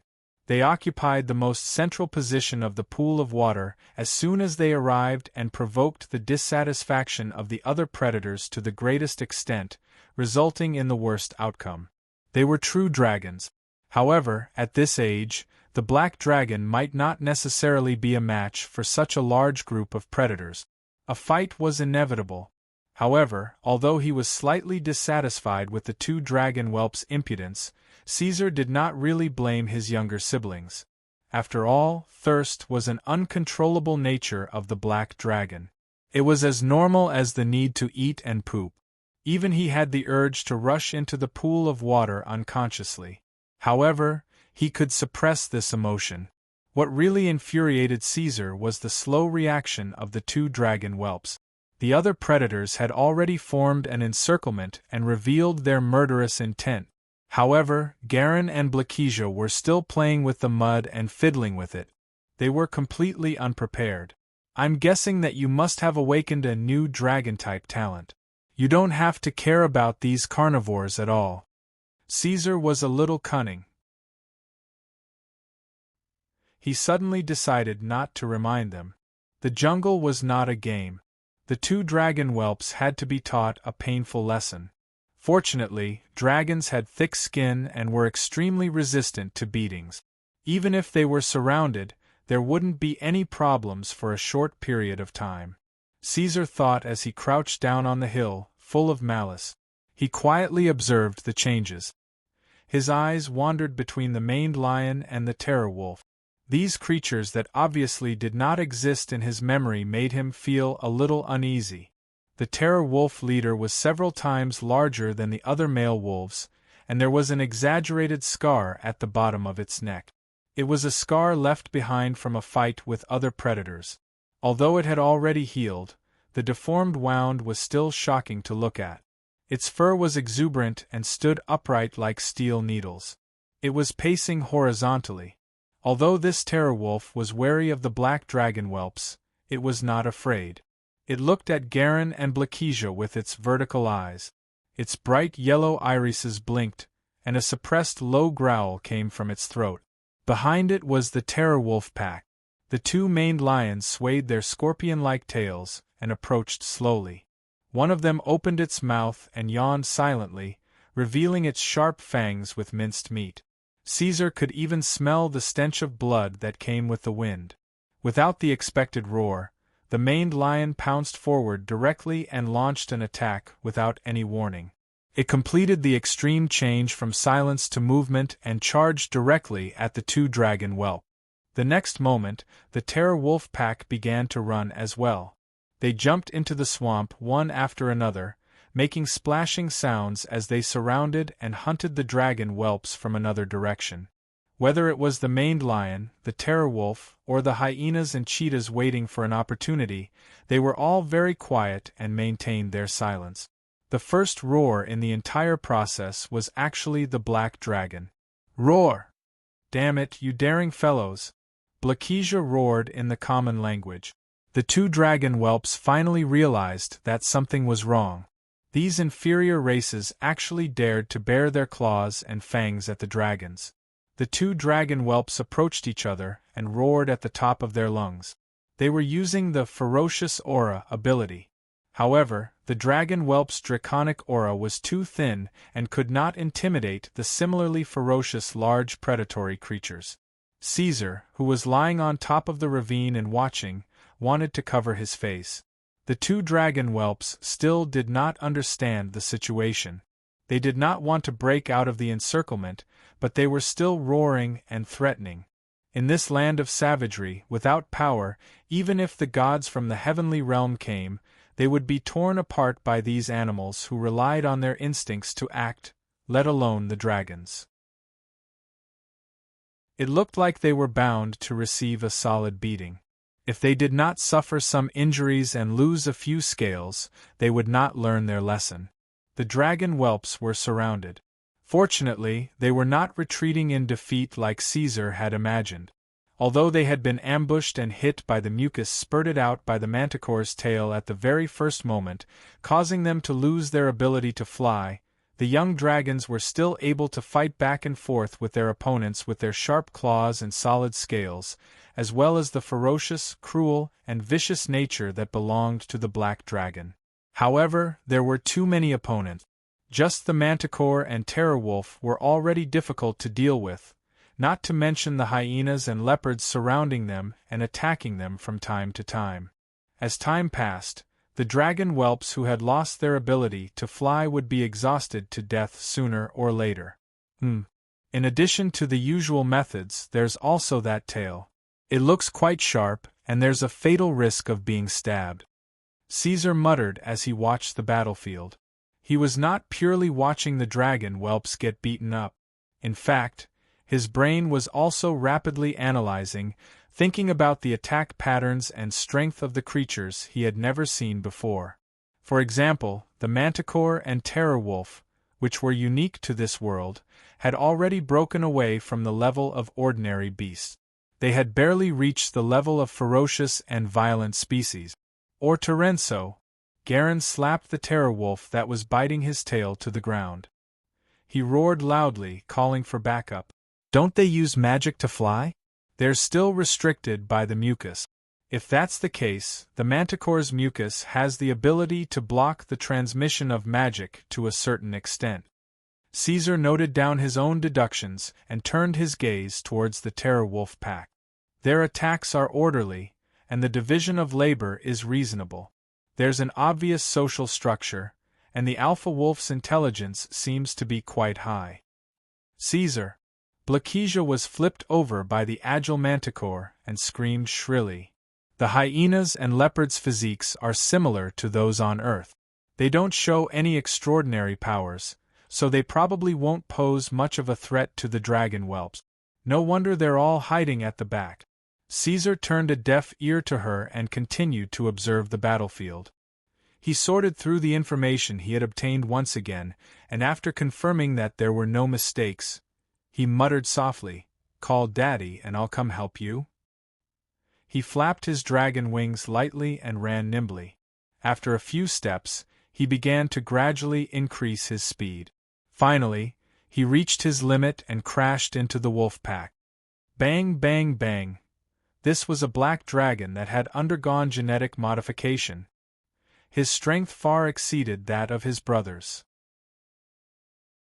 Caesar was like a heavy tank that crashed into the wolf pack with a howl. He only stopped when he overturned the fourth terror wolf. "Kill the alpha wolf first!" Caesar roared and pushed away the beast's corpse that was already badly mutilated and stuck to him. He increased his speed again and rushed towards the terror wolf alpha that was heavily protected. Chapter 10. Caesar's understanding of both the maned lions and the terror wolves was very limited, so he was unable to find their fatal weakness and launch a targeted attack. But there was one thing he knew. The terror wolves, as an animal species with a social structure, were clearly acting according to their leader's orders. It could be seen that the alpha wolf's role in the terror wolf pack was like the CPU of a computer. Once this part was completely destroyed, the wolf pack would inevitably fall into a state of paralysis, and it would be impossible for them to form an effective offensive formation in a short period of time. Although he didn't know if killing the alpha wolf would successfully force the wolf pack to retreat or even cause the terror wolves to collectively go berserk, Caesar was very clear that killing a group of headless flies was much easier than dealing with a group of orderly soldiers. So he made a decision in a flash: temporarily avoid the thick-skinned maned lions and kill the terror wolf leader first.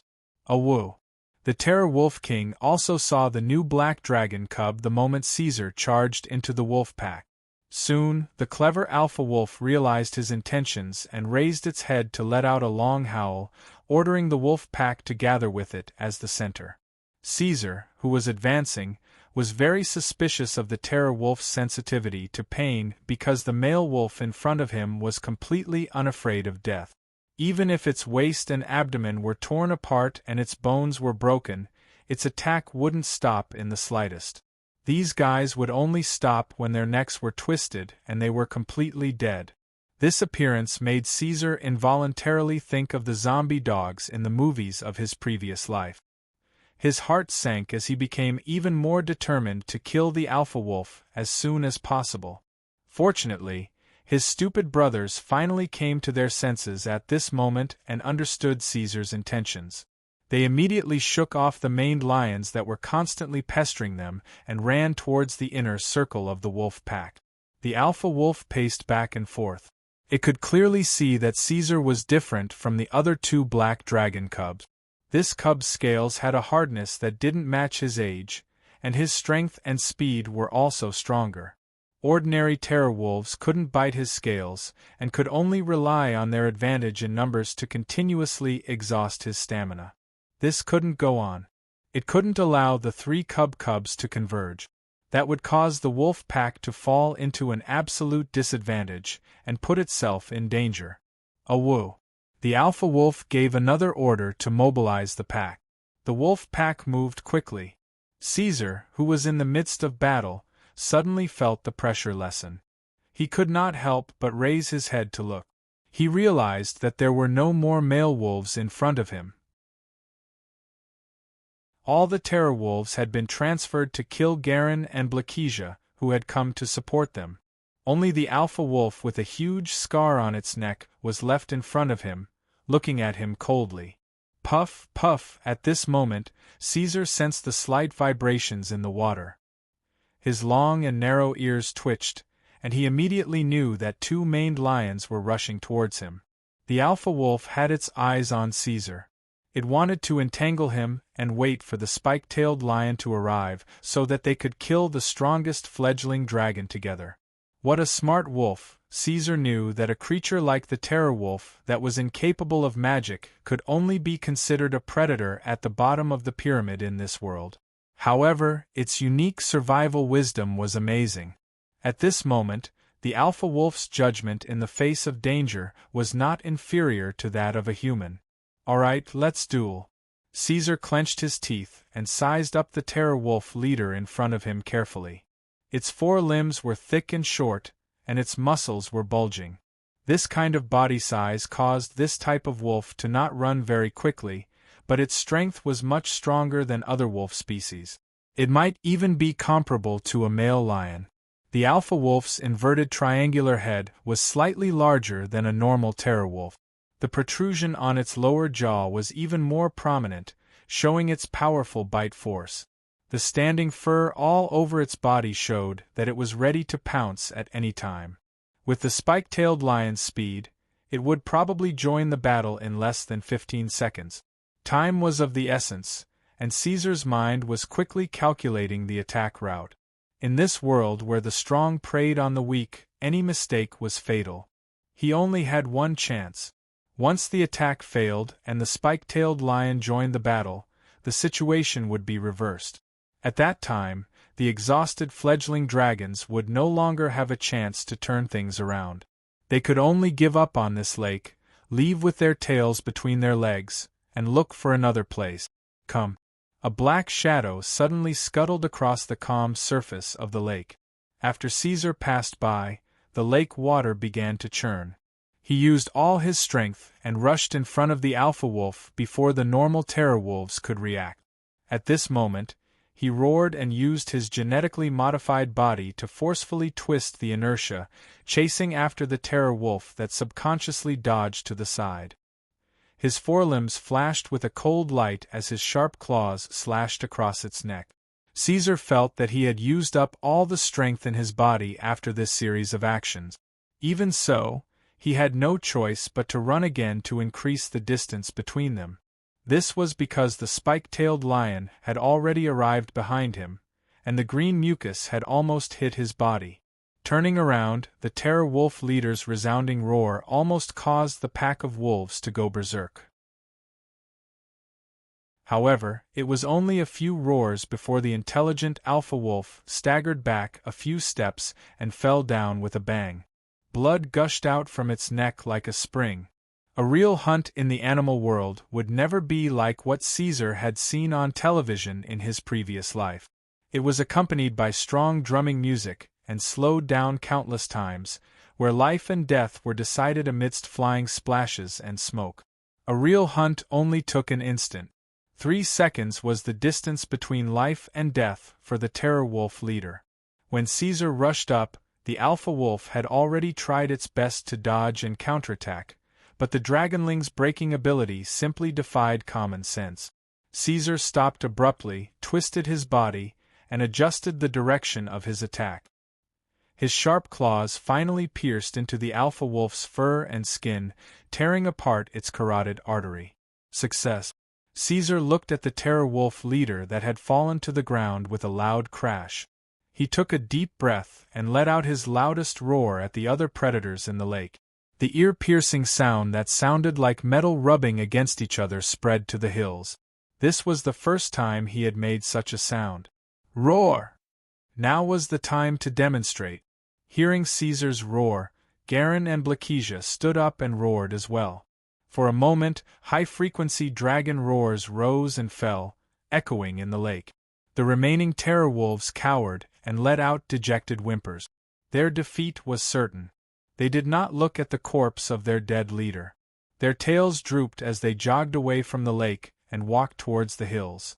The 2 main lions let out threatening growls, but were immediately roared back by the dragonlings. They knew that although these dragonlings could not kill them in a short time, it would be difficult for them to defeat the 3 dragonlings after losing their helpers. The main lions slowly retreated, giving up the ownership of this territory. The other hyenas and leopards scattered like birds and beasts. This place is ours. Caesar opened his mouth and took 2 breaths. His nose let out a muffled snort. Then, he bit the terror wolf leader's body and swallowed it in large mouthfuls.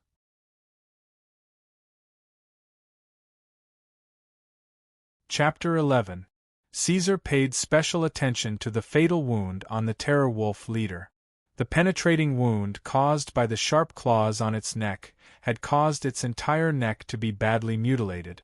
It looked like it had been cut by a blade, and was almost completely severed. The damage caused by such a horrifying wound was definitely fatal. It was no wonder that the terror wolf leader died on the spot. Even a dragon with a strong life force would find it difficult to survive after suffering such an injury. The feast had begun. Although the herbivores had long fled in fear from this chaotic battle, the wolf pack that had suffered heavy losses still left behind many corpses. The dragon whelps, who were about to faint from hunger, naturally did not reject any of them and ate in large mouthfuls. Compared to Caesar's unscrupulous nature, Garin and Blakesia were much more reserved. They always used acid to corrode the food before swallowing it into their stomach. In the sky, the blood-hawk vultures let out unpleasant cries that were even more ear-piercing than crows. They circled above the lake and stared at the terror-wolf corpses with greedy eyes. Roar, roar! Blakesia hugged the half-eaten food and let out 2 threatening roars towards the sky. Even if they could not eat any more, they had to protect the food. In this dry season where natural resources were scarce, every bit of meat was precious. Therefore, she was working together with Garin, dragging the terror-wolf corpses into the water trough and burying them in the dirty quagmire. Black dragons were scavengers, and these wolf corpses would allow them to avoid hunting for a long time. "Oh, Ortoronso, it's all thanks to you this time." Although Caesar had emphasized it before, Garin could not change his words immediately. This guy chewed on the meat in his mouth, and followed behind him in a muffled voice, apologizing in a muffled voice. Caesar's appetite was larger than theirs, so he was still processing the terror-wolf in front of him, and replied with a muffled voice. Dragons had always had a strong sense of self-esteem. Even if they knew that they had made a mistake, they would rarely admit it. Garin's muffled apology was definitely sincere in the eyes of the dragons. He was probably deeply aware of his mistake. Caesar had an adult soul that did not match his appearance. Naturally, he did not have the low-class interest of rubbing salt in someone's wound. He did not force the issue. However, this scene made Blakesia unhappy. She had always liked to bully and tease Garin, but when she saw Garin sincerely submitting to Caesar and apologizing silently, she felt as if something had been taken away from her. She was extremely jealous. However, she also realized that she had made a mistake earlier. It was hard for her to find a reason to flare up, so she could only vent her anger on the mud in front of her and tear the wolf's corpse into pieces. The sky gradually darkened, and the dragon whelps began to set up their first territory. They had already taken care of their stomachs and needed to prepare for survival, hunting, meditation, and deep sleep. At least until now, Caesar had yet to discover any traces of monsters or ferocious species, so it seemed like this place was safer than the edge of the forest. After chasing away the carnivorous beasts nearby, the little dragons did not have to worry too much. With the help of the 2 dragon whelps, Caesar spent some time to open up a groove at the bottom of the not-so-deep pool. Then, he flattened the surroundings slightly and expanded it into a U-shaped underwater cave that was not considered small. This was not enough. The dragon whelps' attitude towards a nest that was related to their lives was absolutely strict. To be on the safe side, they continued to work and diligently dug out more than one exit at the bottom of the U-shaped nest so that they could escape quickly in the future when they encountered a critical situation. The pitch-black cave was far worse than the swamp nest. However, the black dragon whelps were not picky. They only needed a place to hide. It would be best if it could accommodate their love of mud and mud. Caesar once again came to that strange and unpredictable space in his sleep. The display cabinet that towered into the darkness was still standing there silently. It was as monotonous, dry, cold, and dead as always. He waited with anticipation for a long time, but he did not see any new trophies appear. "What's going on?" Caesar hesitated. According to his speculation, if his life was compared to a game, then the trophies should be equivalent to leveling up rewards in the game. It did not make sense that the experience gained from such a great battle was not enough for him to complete a second leveling up. Unless his speculation was wrong. Caesar, who had waited for a long time, simply sat down in front of the display cabinet. He stared at the endless darkness in the distance and thought hard. Killing could not make him stronger.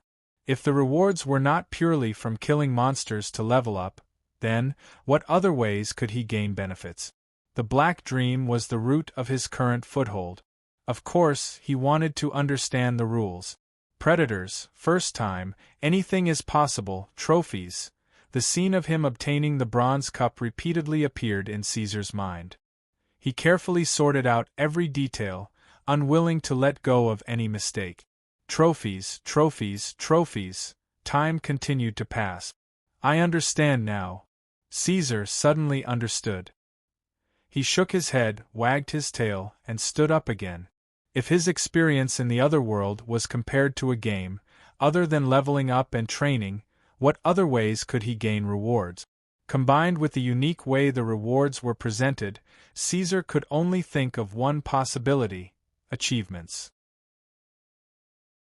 The reason he received the reward for killing the wild tiger was not because he gained experience and leveled up, but because he completed the Predator's achievement.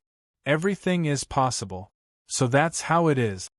Caesar finally understood the meaning of the small line of words inscribed on the bronze base. He needed to constantly try to complete new achievements in order to exchange for more rewards. It seemed that the path that the Black Dream had arranged for him would not be too easy.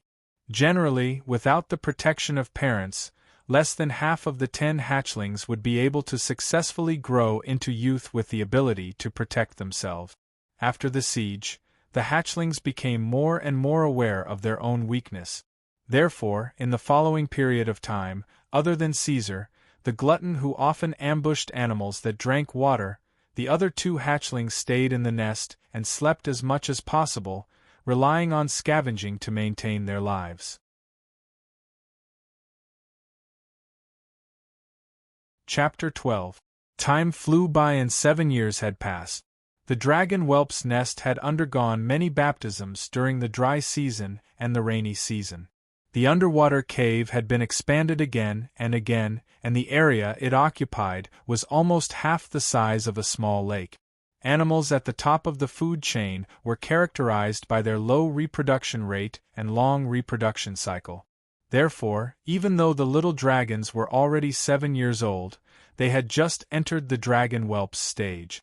As time went by, the bodies of the dragon whelps became stronger and stronger. Some of the inherited memories were also gradually becoming clearer. On Garin and Blakesia's bodies, a black brilliance that was constantly shrinking and rotating appeared around them. In the dragon whelp stage, they had awakened a second spell-like ability, corrosive halo. Under the influence of this thing, the swamp that the dragon whelps lived in was gradually corroded into smelly, dirty water. Some fish that accidentally slipped in through the gaps of the cave could not escape the terrible fate of being turned into canned herring. In such an environment, those who were slightly knowledgeable would know that the black dragon lived here, and it was very dangerous. Therefore, Caesar decisively separated from them. Of course, whether it was because of the potential danger or because he could not stand the smelly environment, outsiders did not know. Garin and Blakesia, who discovered that they had awakened spell-like abilities, were quite happy at first. However, when they saw their twin brother, the 2 dragon whelps were not so happy. Compared to their brother Caesar, the little dragons could only be considered to have grown. They had only grown somewhat. It was a little awkward. Caesar's changes had completely overturned their understanding. Let's talk about body size first. Blakesia did not know how this guy grew. Caesar's body was now 7 meters long without including his wingspan. This concept might be a little vague, but a visual description would be his younger brother and sister. The 2 dragon whelps added together would not be as big as him. Not only that, Caesar obviously did not inherit the black dragon's slender body. He was very strong, and the muscles on his limbs made him look even taller and more powerful. He was just like a red dragon with black scales. Above Tiamat. 7 meters. Blakesia suspected that her brother was a hybrid of a red dragon, but in her memory, even a purebred red dragon of the same age did not have such a big brother. The biggest difference was the horns on Caesar's head. The black dragon generally had 2 horns that curved backward to better conduct magic, but Caesar had 4 horns on his head. 2 of them diverged backward, and the other 2 diverged upward. Unlike the hollow structure of a dragon's horn that was used to conduct magic, his horn was made of solid bone that was extremely hard and sharp. Such a structure made even his head a lethal weapon. What really made Caesar happy was that as a dragon, he could finally fly. He had mastered the ability to fly. Purely using the ascending force created by flapping his wings to fly, his wings were much bigger than Garen and the others. They were almost 3 times the size of an ordinary black dragon's. The wingspan was extremely terrifying, almost 15 meters. At first, Caesar was worried that such large wings would hinder his movements on land. However, after studying his body in depth, Caesar realized that there were 2 delicate cartilage structures in his wings that were different from those of dragons. They allowed his wings to fold like a folding bed. After 2 years of familiarization, Caesar could control the expansion and contraction of his wings skillfully. When he did not need to fly on land, his folding of his wings would not affect his movements. His appearance was no different from other dragons. This 7-meter-long black dragon was considered a decent fighter. At least Garen and Blakesia together would not be able to defeat him. Even the young red dragon, who was 1 level higher than a dragon whelp, would have to think twice before fighting him. This freak of dragons, Caesar Ordorunso, had also accomplished another feat, whether it was a pentashade dragon, a metallic dragon, or any other legendary dragon species, other than the Mercury dragon that would become more agile at different stages of growth. The other true dragons would find it difficult to become faster and swifter. Moreover, as they grew larger, they would only become slower and slower. However, Caesar Ordorunso had created history. This guy had displayed unparalleled speed and agility when he hunted down the Terror Wolf leader. Today, he could feel that his speed was still increasing. A black dragon that was getting faster and faster? If other people or dragons knew about this, they would probably find it unbelievable that a pentashade black dragon could display such an ability. Even the mother of evil dragons, Tiamat, would probably find it hard to believe. However, it was hard to say. Perhaps their great mother, Tiamat, had already gotten used to it. Now, in just a few years, an extraordinary pentashade dragon would appear. None of them believed in her, causing her to be busy fighting the red dragon and the white dragon all day long. Only the blue dragon clan could make their mother proud. A strong body that defied common sense brought about a huge consumption. Caesar's appetite was more than twice that of his younger brother, Garen. He needed an abundant amount of energy to maintain the operation of his body. Now, he had just eaten an adult spiketail lion.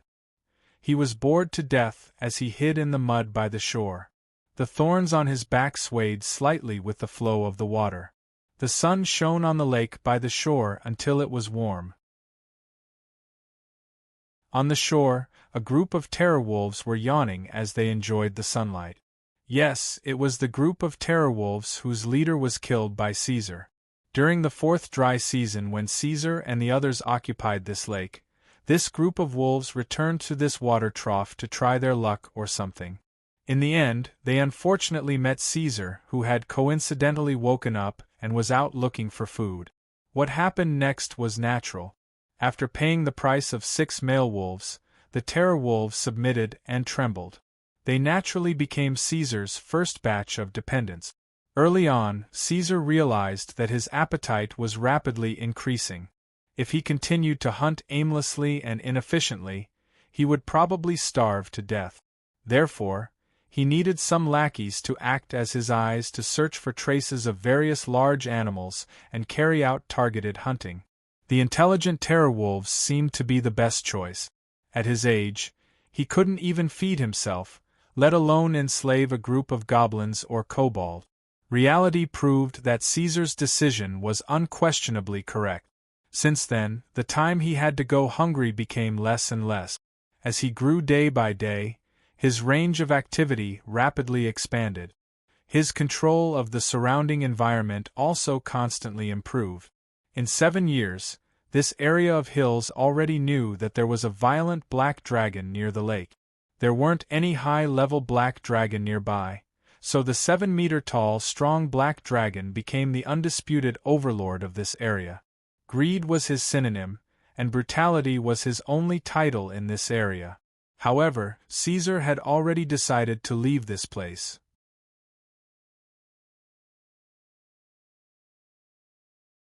Chapter 13. First of all, this hilly area wasn't considered rich in resources. Otherwise, it would have been impossible for there to be no ferocious species or high-level monsters. Even a young dragon like Caesar could become the overlord of the lake. During the rainy season, animals had too many places to go and wouldn't want to enter the hills at all. During the dry season, the lake that would have attracted prey to drink turned into filthy, poisonous water because of the black dragon's residence. In addition to Caesar's terrifying appetite, food became harder and harder to find in this area after a big meal. The lack of food caused his range of activities to continuously expand. And the expansion of his range of activities meant danger for the black dragon at his age. This was only one of the reasons. What really made him make up his mind was that Caesar had discovered traces of human-like activity in the southern forest not long ago. To be precise, they were humans. In order to investigate and obtain accurate information, he had lost many of his terror-wolves. Caesar guessed that there was a high probability that they were human adventurers attracted by the green dragon. Those guys had already gathered in the south for some time, planning and preparing to start a dragon-slaying war. He could fight very well now, and his combat power should be stronger than a young red dragon. But if he went up against people like spellcasters and berserkers, he would still be defeated. Whether it was the green dragon named Green Capital Jade, or the human adventurers, they weren't people he could afford to provoke now. The lake where the young dragons resided was located on the path that humans had to pass through to reach the green dragon's nest. They had to migrate as soon as possible. It could be seen that the terror wolves that went to the south to investigate were getting more and more restless. These little guys had a more accurate beast instinct than dragons and could smell potential danger. The terror wolves' behavior made Caesar realize that the humans were most likely ready to start a war with the green dragon at any time. If he didn't leave now, he and the 2 young dragons would be uncontrollably involved in this storm. Although the other 2 black dragon were of little help to Caesar, he did not intend to abandon them. After all, they had huddled together for such a long time, and there was still some emotional connection, even if the little dragons were asleep most of the time. After Garin and Blakesia formed the corrosive halo, Caesar rarely entered their underwater lair. This time, he came back here and informed the little dragons to prepare for migration. He also told them the specific reason why he was doing so. In fact, there was nothing much to prepare. It was just that they got the gold nugget from somewhere. God knows how the 2 young dragons found the gold nugget in the hilly area. The dragon species' talent for digging treasures was really amazing. The 2 of them could not bear to part with their first fortune. They had to think of a way to take it away. Their love for treasures was no less than their lives. Because of this, when Blakesia saw the arrival of her brothers, she was rather cautious. At this moment, there was a slight tremor in the underwater lair. While Blakesia was still packing up her treasures, Garin quietly floated to the surface of the water. He sneakily poked his little black head out of the water to observe the situation. Then, he quickly shrunk back in. A ferocious tiger, Garin whispered to Garin. Garin gestured at Caesar softly. This kind of large violent creature was obviously a wild beast that was difficult to deal with for a dragon whelp. Its strength and speed were not on the same level. However, this did not apply to Caesar. He slowly floated to the surface, revealing his towering body. Caesar had not found any traces of ferocious creatures in this area. He did not know where this ferocious tiger came from. Perhaps it escaped from the rainforest where the green dragon lived. This large creature had a body size that far exceeded that of a normal wild tiger. It was more than 7 meters long, slightly larger than Caesar. Its forelimbs were much thicker than its hind legs. It was obviously more powerful. There were also long, narrow, and sharp teeth exposed in its mouth. In the forest, this ferocious tiger's dominance was definitely at the level of an overlord. It was no wonder that Garin became a coward the moment he saw it. Even a normal young black dragon would find it difficult to be a match for this beast. He would only have a chance when he was a teenager. The ferocious tiger immediately noticed the black dragon who had come ashore. Ferocious creatures did not have brains that were ferocious as well. They at least knew how to judge the situation. The black dragon in front of it was obviously not in the ferocious tiger's memory. It had never seen a black dragon that looked like this. The ferocious tiger was a little confused. Therefore, it moved 2 steps and let out a threatening growl. This was the way animals judge danger.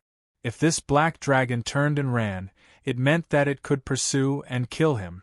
If the black dragon did not give in and roared back, it meant that the other party was not afraid of it. It needed to further consider probing attacks or avoiding and leaving. However, what caught the ferocious tiger off guard was that the other party did not run away or roar back.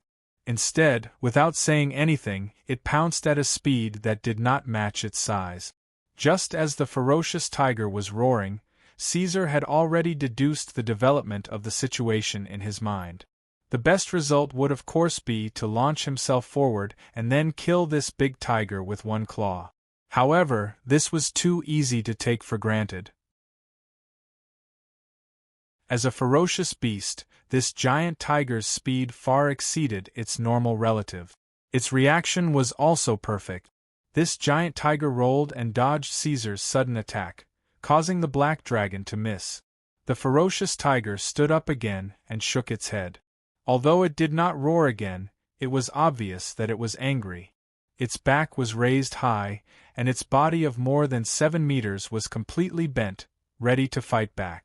The nerve reaction of felines was much faster than that of dragons. Therefore, even if Caesar had undergone genetic modification, it was difficult for him to match the speed of the ferocious tiger at this age. When he turned his body, the giant tiger had already pounced on him. It was a direct hit. After pouncing on the prey, instinct drove the ferocious tiger to use the hunting technique engraved in its heart. It used its powerful forelimbs to firmly hold Caesar's joints. It opened its mouth wide, and its sharp teeth gave it the confidence to easily bite through the black dragon's scales in front of it. However, what made the ferocious tiger's soul leave its body was that in the process of wrestling, it was actually at a disadvantage. The forelimbs that it was proud of lost strength in front of the black dragon. They were lifted up inch by inch and forcibly broken. The hard tiger claws were all broken and bleeding. For the first time, the ferocious tiger's prey broke free from its control. At the same time, after breaking free from the giant tiger, Caesar's 4 limbs borrowed strength from the ground. His tail also used strength to support his body. Then, with the greatest strength in his body, he suddenly pushed upwards. The distance between his face and his face was too close to dodge. His head was like a battering ram covered with spikes. When he made this move, the ferocious tiger howled. Its heavy body was lifted off the ground by the black dragon. The big cat's whole body rolled in the air, and then fell heavily to the ground. At this time, the ferocious tiger was already breathing more than it was breathing. It was heavily injured, and there were 4 exaggerated holes in its chest. Blood dyed its yellowish fur red. Its dark yellow eyeballs trembled slightly, and it could no longer roar. In the ferocious tiger's wide-open dark pupils, a mouth opened to a 90-degree angle. The dense fangs inside were getting closer and closer to it. The outcome was decided. Caesar had bitten off the ferocious tiger's neck. Killing the ferocious tiger was not an impulse. Caesar had always been eager to fight with such a large ferocious creature to determine his position in the food chain. He also wanted to be prepared for the future migration. Along the way, he wanted to know what he could and could not touch.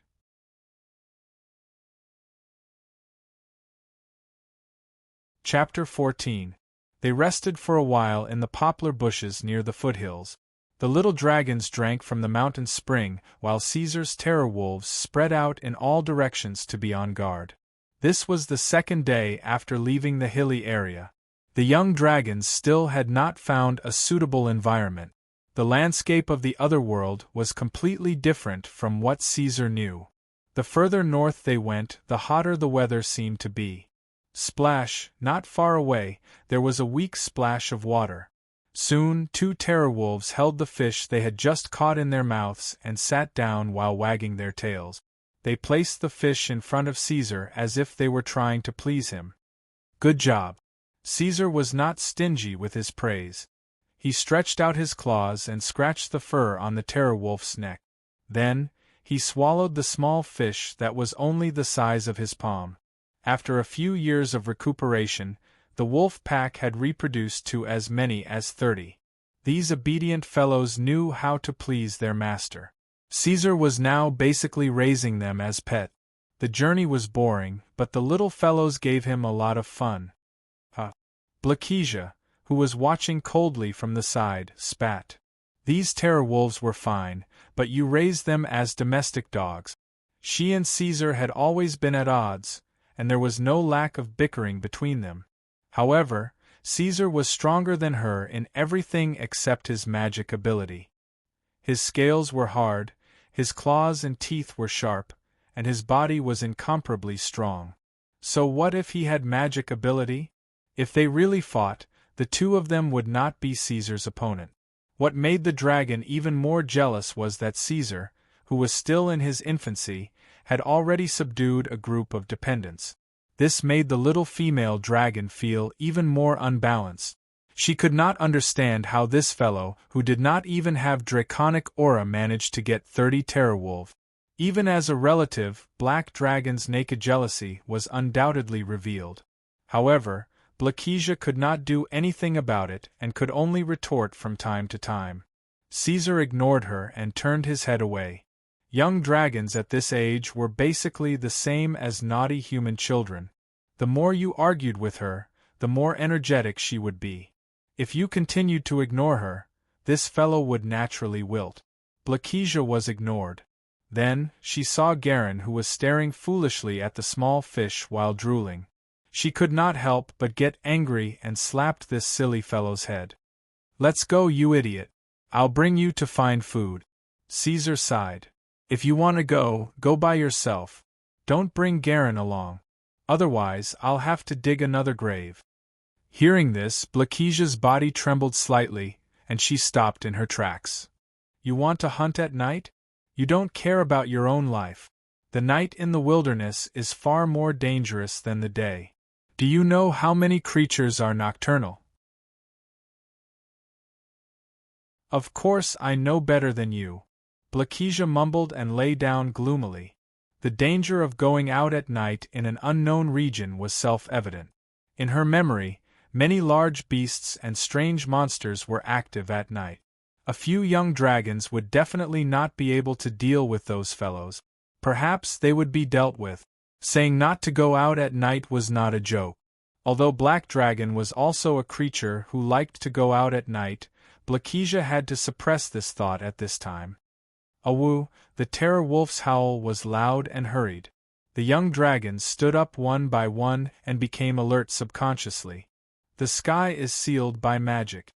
Something has come to us. Blakesia looked at the terror wolf that slowly retreated to her side. Her voice became hoarse and she was somewhat uneasy. She was like a frightened cat. The gray scales all over her body stood up. She bent her waist and opened her mouth. She was about to growl like a beast at any time. "Quiet. Don't act rashly." Caesar stopped her and looked at the dark night. Those who had the power to seal the sky were definitely highly intelligent creatures.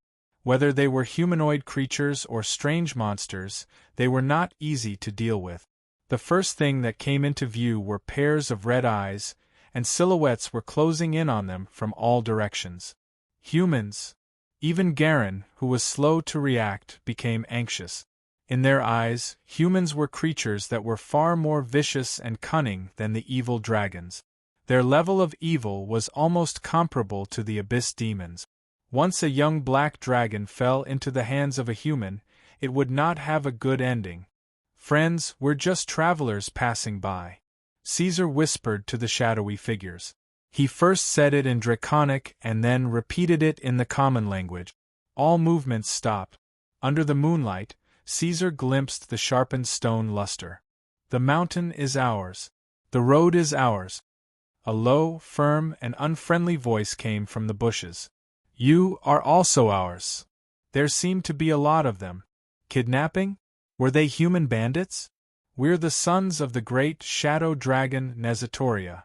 Caesar made up a name for his mother. At this time, he had no choice but to use the name of the elders in his family. "Who are you?"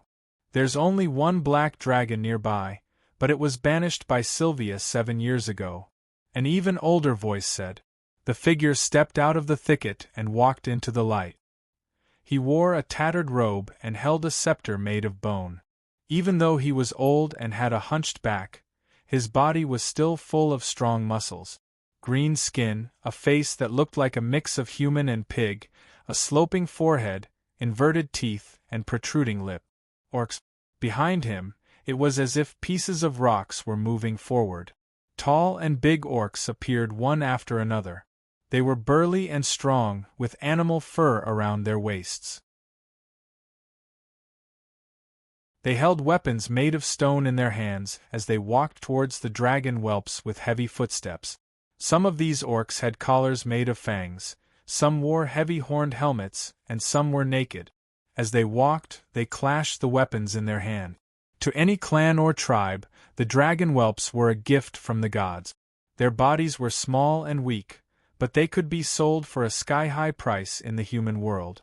This generous reward could even change the awkward situation of some poor tribes. "Roar, lowly orcs!" Garen and Blakesia roared. There were close to 50 strong orcs, so they had no choice but to react fiercely and intimidate the other party, not allowing the orcs to come closer. The 2 young dragons were furious. This was a premeditated ambush. The green-skinned orcs had obviously discovered them a long time ago. Otherwise, they wouldn't have sent out so many elite warriors, and even invited the respected adepts of the tribe to help. "Roar, kill it!" The strong orc warriors obviously felt insulted and had a tendency to go berserk collectively. "Kill these 2 little bastards, then capture the biggest one and sell it to the human world. Come on. You lowly orcs, let's see who dies first." Blakesia roared and spat out a strong acid breath that was close to 2 meters long from her throat. She and Garen stood on the left and right of Caesar. In fact, most of the adult black dragon and green dragon's families, or slaves, had more or less orcs. From a dragon's point of view, what she said was actually not unreasonable. However, in this situation where the enemy was strong and they were weak, it would be foolish to provoke the enemy. This group of orcs was strong, very strong. 50 elite orc warriors and an unknown old wizard. With such ample preparation, even a young dragon would have to avoid them and run away with his tail between his legs. If they really fought, even with the genetically mutated Caesar, the 3 dragon whelps, and a group of terror wolves, they would definitely not be a match for these orcs. Caesar could clearly see that if they really fought, they would be the ones at a disadvantage. Now that the sky was sealed, it would be difficult for the dragon whelps to escape. What should they do? Skin these bastards and use their scales to make armor? I'm going to dig out the intestines of you lowly orcs and watch you die in pain. The battle was about to start. The orcs rubbed their palms and roared loudly. The dragon whelps were also stirring their throats to prepare their dragon's breath. The surrounding terror wolves all arched their back. If this continued, it would be bad. If they fought with the orcs, it would be over. Even if Caesar could use his strong body to force a way out and escape, Garen and Blakesia would definitely be captured. They could not let this battle start. "Shut up!" With a loud bang, Caesar slammed his claw on the ground. The loud noise made the noisy orcs and the dragon whelps who were constantly provoking shut up. His strength was so great that it was shocking. The orcs with sharp eyes even saw tiny cracks appearing on the ground. After temporarily intimidating everyone, Caesar stared at the old orc who was dressed differently from the other orcs. He said in a low voice, "You want to capture us? I wonder how many orc warriors' lives are you going to pay with?"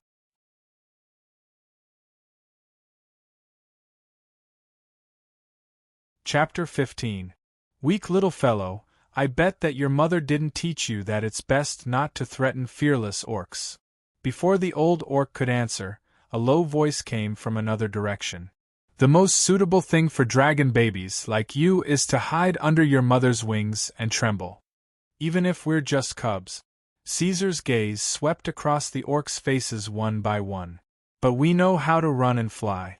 Even if only one of us 3 brothers can leave today, what will happen after a few decades? When the giant dragons come back, other than hiding behind those damned rocks and trembling, what else can you do? As he spoke, he used his hind legs to support his body and stood up with his head held high. His folded wings spread open with a bang. His wingspan of more than 15 meters was like a dark cloud, and he continued to exert psychological pressure on the orcs with his huge body. Caesar bent down and slowly approached the leader of the orcs. His huge head was almost touching the old orc's face. Their foreheads were almost touching. The pupils of dragons were vertical and filled with deterrence. Caesar and the old orc stared at each other. Words were squeezed out from the gaps of his teeth. Don't pray that time will make us forget. Don't even think that you or your children can escape. We, the Black Dragon, will pay our debt. If you have the guts to start a war today, we'll pay you back tenfold in the future. His expression was ferocious and his voice was cruel. He seemed to be full of vigor, but he actually had his own plans. He was secretly spying on the orcs' reactions. The purpose of the claw earlier was to show his power. Other than threatening, these words were also a form of probing. If the orcs were still determined to start a war with the dragon whelps and launch an attack, Caesar would have to prepare to escape immediately.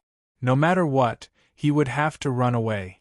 Because he had already spoken to this extent, if the orcs did not take his threat seriously and were not afraid, it meant that these green-skinned fellows had the confidence to win and did not plan to let any of the dragon whelps go. If that really happened, Caesar would not be able to care about Garin and Blakesia. He would not be able to protect himself and would run away immediately. Fortunately, the worst outcome did not occur. After hearing these words, the orc warriors couldn't help but hesitate. The flames of anger were extinguished. They were the fiercest and most aggressive orcs, but as intelligent creatures, who wouldn't plan for the future. They only wanted to make a fortune by kidnapping these 3 dragon whelps and selling them to the human world for a large sum of money. However, could he guarantee that he would be able to capture every single dragon whelp? Even the biggest one can catch it? The orc warriors hesitated. They looked at their leader, the elderly orc wizard, and waited for his orders. Besides, if you really kill us, what will you get? Caesar's voice turned gentle, as if he were a devil's persuasion. Your purpose is nothing more than to capture us and sell us to human beings in exchange for a generous reward. But how can you guarantee that we won't be able to break free from the abyss of hell? Once we successfully break free from the humans' control, who should we look for to settle the score? Another bombshell. Caesar was not confident to the extent that he could make the enemy surrender directly with a shake of his dragon body. However, he knew that the actions of any intelligent creature had a purpose behind them. The reason why the orcs besieged them was because they were driven by benefit. However, if they realized that the losses they were going to suffer were far greater than the benefits, what would these orcs do? In order to completely change their minds and prevent these orcs from being blinded by their anger and impulsiveness, Caesar even fabricated some benefits for these guys. Besides, compared to the friendship of the giant dragons, how much is the mere reward of the humans worth? After Caesar finished speaking, the scene immediately fell into a strange silence. Blakesia and Garin stared at him blankly. It was hard for them to imagine that their brother would say such words. In the eyes of the dragon whelps, the orcs had already rushed in front of them. A fight to the death was inevitable. The orc warriors were also silent. They looked at each other, and only after a long time did they start whispering. The friendship of the giant dragons? Does an evil dragon like the black dragon have any friendship to speak of? Duoga doesn't know. Duoga just doesn't want to fight with the adult black dragon in the future. Oh, that's too scary. The black dragon's words can't be trusted. The tribe has been deceived by these cunning evil dragons before. We can't just let them go like this. Caesar's goal was achieved.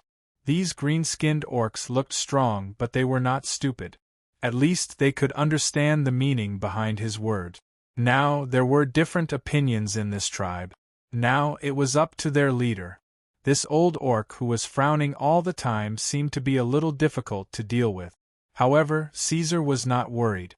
Since they did not attack before, the old leader would not order the black dragon to be killed in the face of the orc warriors, who no longer had the will to fight after his persuasion. However, for some reason, this old man kept silent. No one knew what he was thinking.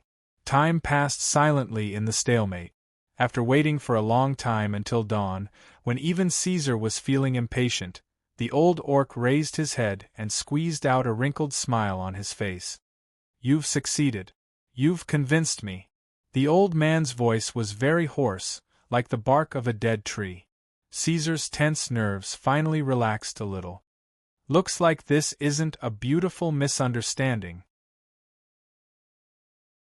However, it's fortunate that this can be the beginning of our friendship. At this time, he sharply noticed that Garin and Blakesia did not look too good.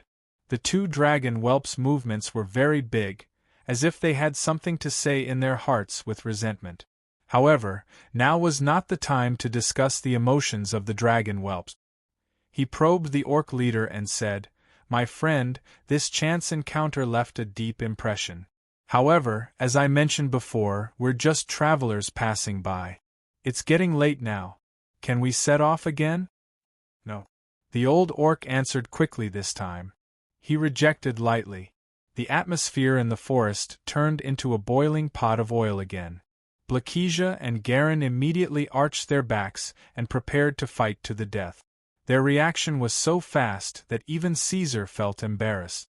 "It's not that I don't trust you." However, the honest and sincere orc warriors were once deceived by the evil dragon. For this, the tribe paid a high price. "I have to ensure that this kind of thing will not happen again." The old sorcerer who held a high position in the orc tribe bowed slightly and made an inviting gesture to Caesar. "Please let me see your sincerity.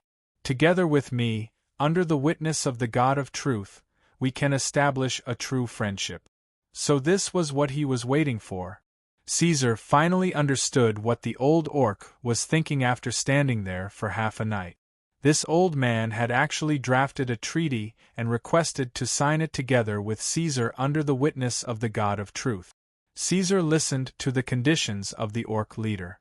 If he were to summarize the other party's request in his own words, it would be: after the treaty was established, the little dragons would not harm the Stone Crow clan in any way. At the same time, both parties of the treaty would not harm the interests of the other party in any way. In times of crisis, the Black Dragon had the obligation to provide protection and help to the Stone Crow clan. This was a blatantly unfair treaty. This damned old man.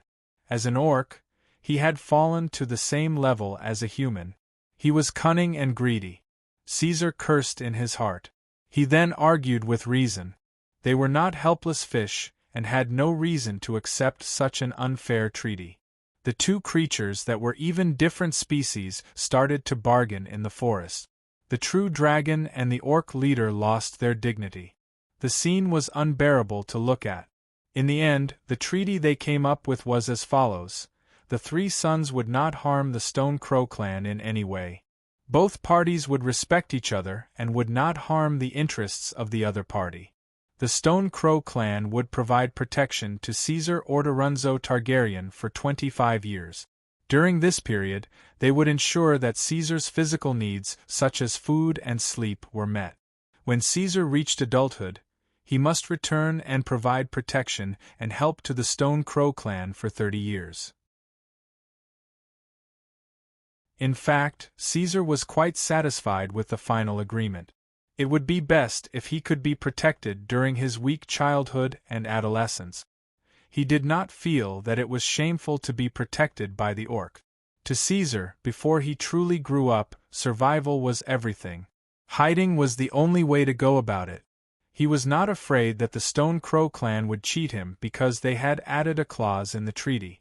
If the Stone Crow clan could not provide protection for 25 years no matter the reason, the treaty would be void and Caesar would not have to fulfill the treaty. When he was satisfied, he wanted to add the names of the two dragon whelps into the covenant as well. However, these two fellows shook their heads like a rattledrum and refused to sign their true dragon names no matter what he said. Caesar had no reason to force them. Both parties signed their names under the witness of the God of Truth, and the treaty came into effect.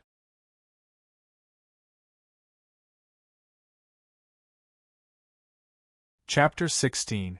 After the alliance was established, the old wizard brought the elite orcs and retreated, creating a distance between them and the dragon whelps. Before he left, he even gave Caesar a meaningful smile. "You're crazy." Previously, with the enemy at their side, Blakesia and Garin had no choice but to suppress their emotions and obey Caesar's arrangements. The dragon whelps would never fight among themselves in front of an enemy and show their elder brother disrespect. However, now that the orcs had left, they could no longer hold it in. "What are you thinking? You actually thought of negotiating with the orcs, talking about friendship, friends, and all that nonsense?" Blakesia jumped up and down in front of Caesar, looking like she wanted to scratch his face. "You actually signed a god's oath with those lowly creatures. Do you know that unless you have the power of a god, no creature can go against an oath?" "I know very well." Caesar nodded. He had thought about it carefully. The advantages of signing the alliance were obviously greater than the disadvantages. Now, the little female dragon's behavior was baffling him. He could not figure out what Blakesia was angry about. When he turned to look at Garin, he realized that Garin, who had always been obedient, was also acting like it was natural. "You don't understand. You don't understand anything. You're not a true dragon at all." Blakesia was extremely angry. Her vocal cords rubbed together as she screamed. Her voice sounded like she was about to cry. "How can you compare yourself to those lowly creatures? Those slaves, those lowly creatures, how can their names appear on the same sheepskin as the true dragon? Or Terenzo?" Garin, who had always been a man of few words, spoke as well. "I know I'm stupid, but even if we die, we will never surrender and negotiate with those lowly creatures. Even if we don't have the ability to escape, we will fight to the death until the last drop of blood is shed." They had relied on each other for 7 years. Along the way, although they quarreled and even fought, both Blakesia and Garin treated Caesar as a family member that they could rely on. This kind of dependence was such that after hearing that Caesar had decided to migrate, the two dragon whelps packed up and followed him to leave the hills where they had been living for a long time without saying a word. Even on the way to the north, where it was getting hotter and made the black dragon extremely uncomfortable, they did not complain at all. This kind of trust caused their hearts to explode with humiliation when Caesar negotiated with the orcs.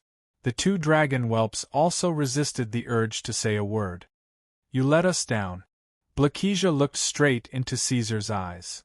"Caesar Ordoronzo Tangerine, you have tarnished your name and brought shame to the house of Tangerine. The entire Black Dragon clan despises him." The trust and reliance that had been built up over a long period of time crumbled at this moment. It was no wonder Blakesia reacted so violently. "I'm leaving. These lowly green-skinned beastmen make me want to vomit." With that, Blakesia turned around. Caesar did not ask her to stay. He understood. Although he could not empathize with the emotions of the dragon whelps, he could still understand their thoughts through Blakesia's words. The dragon race's views were very stubborn. They had extremely serious racial discrimination against the orcs. They looked at the orcs just like how humans looked at livestock. Caesar's act of negotiating and signing the covenant with the orcs was as unreasonable as an upper-class person sleeping in a pigsty in the eyes of Blakesia and Garin. The dragon whelps were not wrong. They were genuine true dragons. They had the dragon race's most deep-rooted understanding of other species. It was only natural for them to have such thoughts. On the contrary, Caesar had become an outlier in their eyes. The contradiction between their views could not be mediated. Then he should leave. Caesar turned his head to look at Garin. The two dragon whelps were slightly smaller than him. Therefore, he needed to bend down slightly when communicating. "What do you think?" Garin was stunned for a moment. He glanced at Blakesia's back and then looked at Caesar, who stopped in his track. His throat moved a little. Finally, Garin looked directly into Caesar's eyes and said softly, "Orderanzo. Goodbye, my brother." Garin followed Blakesia and left. Caesar smiled. Although Garin was usually stupid, he was actually smarter than Blakesia. This guy's last sentence was obviously full of meaning. He seemed to have realized that Caesar was not a true dragon but did not care. Tangerine family. Why does this name sound so familiar? Caesar dug his ears and looked at the backs of the two dragon whelps as they left together. He was confused about his family name. Fortunately, the black dragon was not as pretentious as humans. Even when they separated, they were decisive and straightforward. He did not have too many emotional fluctuations in his heart. "Come here." Caesar thought for a moment and hooked his claw at the new terror-wolf leader. The little guy immediately opened his mouth and ran forward. He was about to enter the orc tribe. The terror-wolf pack would not be of much use to him. He might as well give it to Blakesia and Garin. The wolf pack could still be of some use in the wild. It could be considered as his last token of appreciation as an elder brother. "You're about to change owners. Go, follow those two idiots." Caesar gently stroked the fur on the terror-wolf leader's neck. He carefully controlled his strength. With the current sharpness of his claws, he could accidentally cut the neck of the little terror-wolf. The terror-wolf leader sniffed and then stuck out its tongue to lick his claws. Only then did it howl and lead the wolf pack to follow the dragon whelp.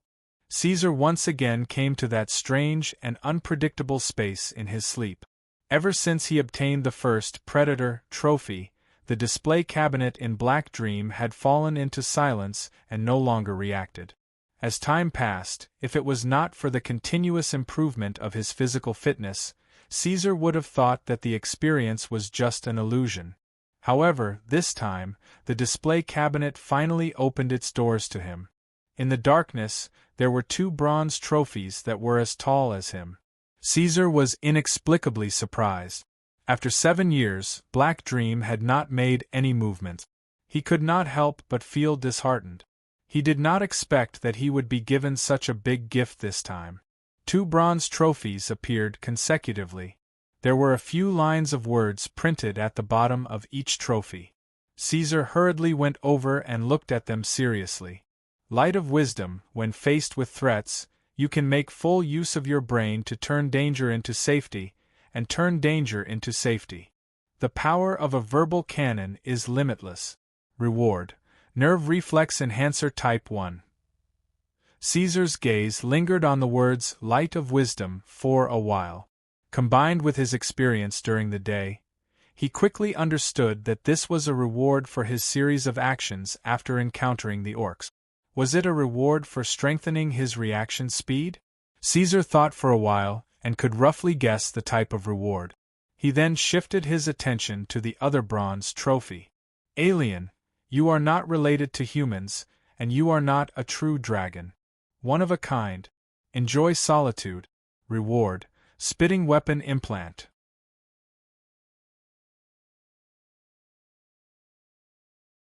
Chapter 17. Although the dragon's breath was a physiological behavior, it was more of a natural magical ability.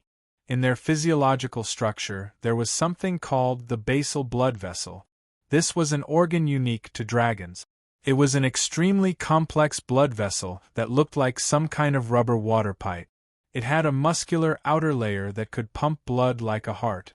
This outer layer allowed the basal blood vessel to quickly contract and expand from one end to the other, pushing the blood flow to the upper stomach. That was the source of the dragon's breath.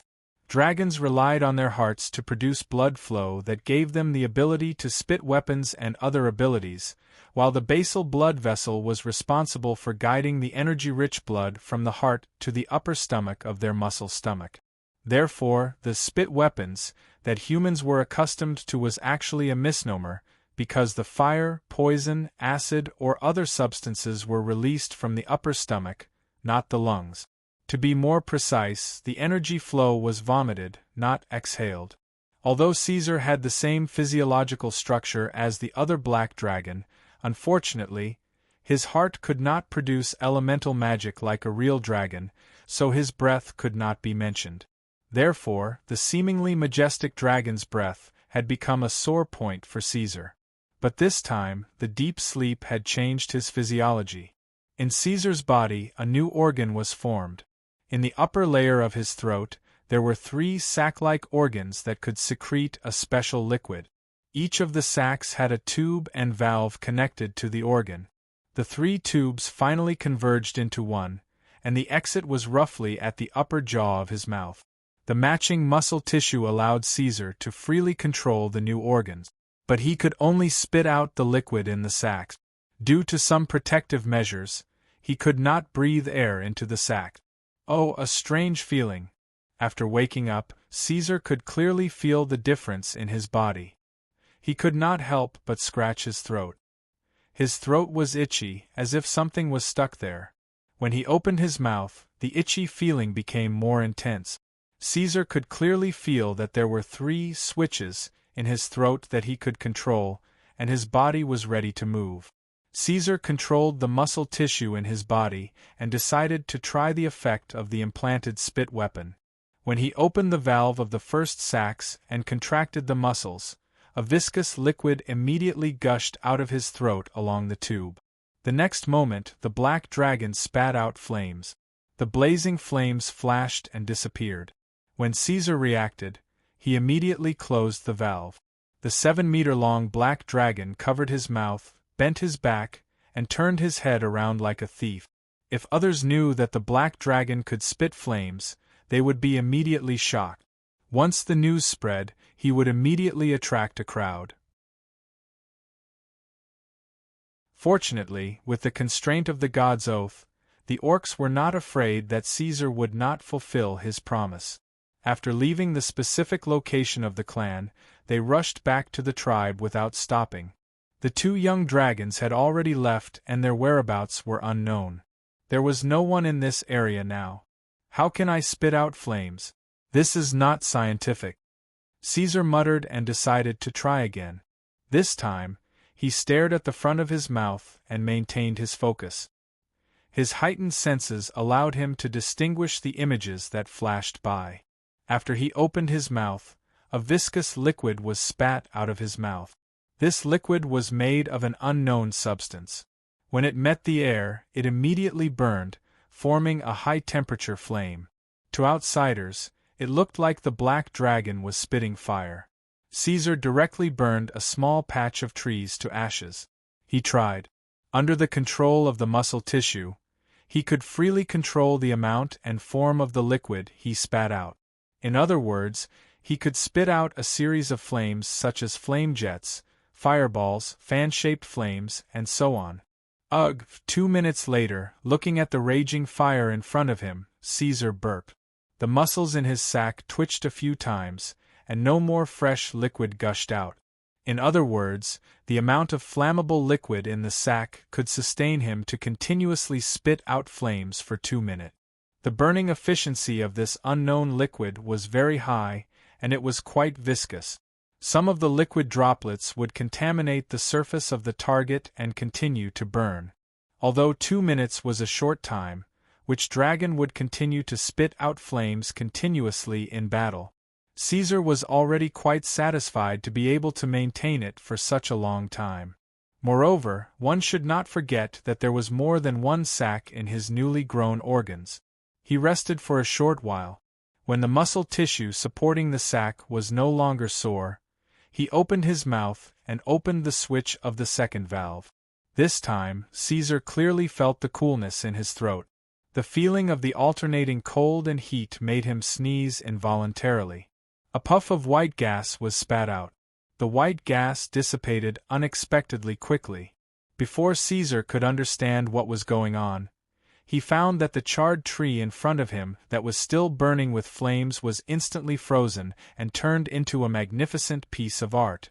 Caesar immediately took a few steps forward and tentatively held the frozen charcoal with his claws. The temperature of the object in his hand was so low that Caesar felt a slight pain in his right claw. He gently squeezed, and the charcoal turned into countless ice shards with a cracking sound. Amazing! He could not help but exclaim in admiration. Such temperature and freezing speed were stronger than any kind of refrigerant he knew on Earth. The form of performance was comparable to the unpredictable ice magic. Why does it feel so familiar? He stared at the ice shards all over the ground. In his mind, he could not help but imagine the scene of the huge black dragon facing a group of human adventurers, shouting absolute freezing gas, and then blowing on it. Stop! Caesar shook his head hard. He was a little embarrassed. God knows where this shameful name came from. The liquid in the third pouch did not surprise Caesar as much. However, it finally gave him a spitting weapon that could be exposed to the outside world. It was an acid that could quickly corrode objects that came into contact with it. Caesar had seen Garin and Black Dragon's strong acid breath before, so he could not help but make a simple comparison. His acid seemed to be weaker than the dragon whelp's in terms of strength, but it had an advantage in terms of quantity. At least the young black dragon could not continuously spit out strong acid for 2 minutes. That would make them vomit out their gastric juices. After familiarizing himself with the spitting weapon, Caesar was excited for a while. However, he realized the potential danger. He was a cautious human dragon. Although he did not know the principle behind the newly grown organ that could produce and store such highly dangerous liquids, he knew that the other organs in his body had not changed. Therefore, if this key organ was damaged, the liquid would likely leak into the body. If that happened, there was a high probability that it would cause his death directly. Caesar touched his neck. Fortunately, the new organ grew on the upper layer of his throat and was located at the neck that was covered by his chin. This part was within his protective range. Moreover, if he did not deliberately raise his head, it would be difficult to hurt this part of his body in a normal battle. However, it would be safer if I had a large iron chin, Caesar thought as he touched his lower lip.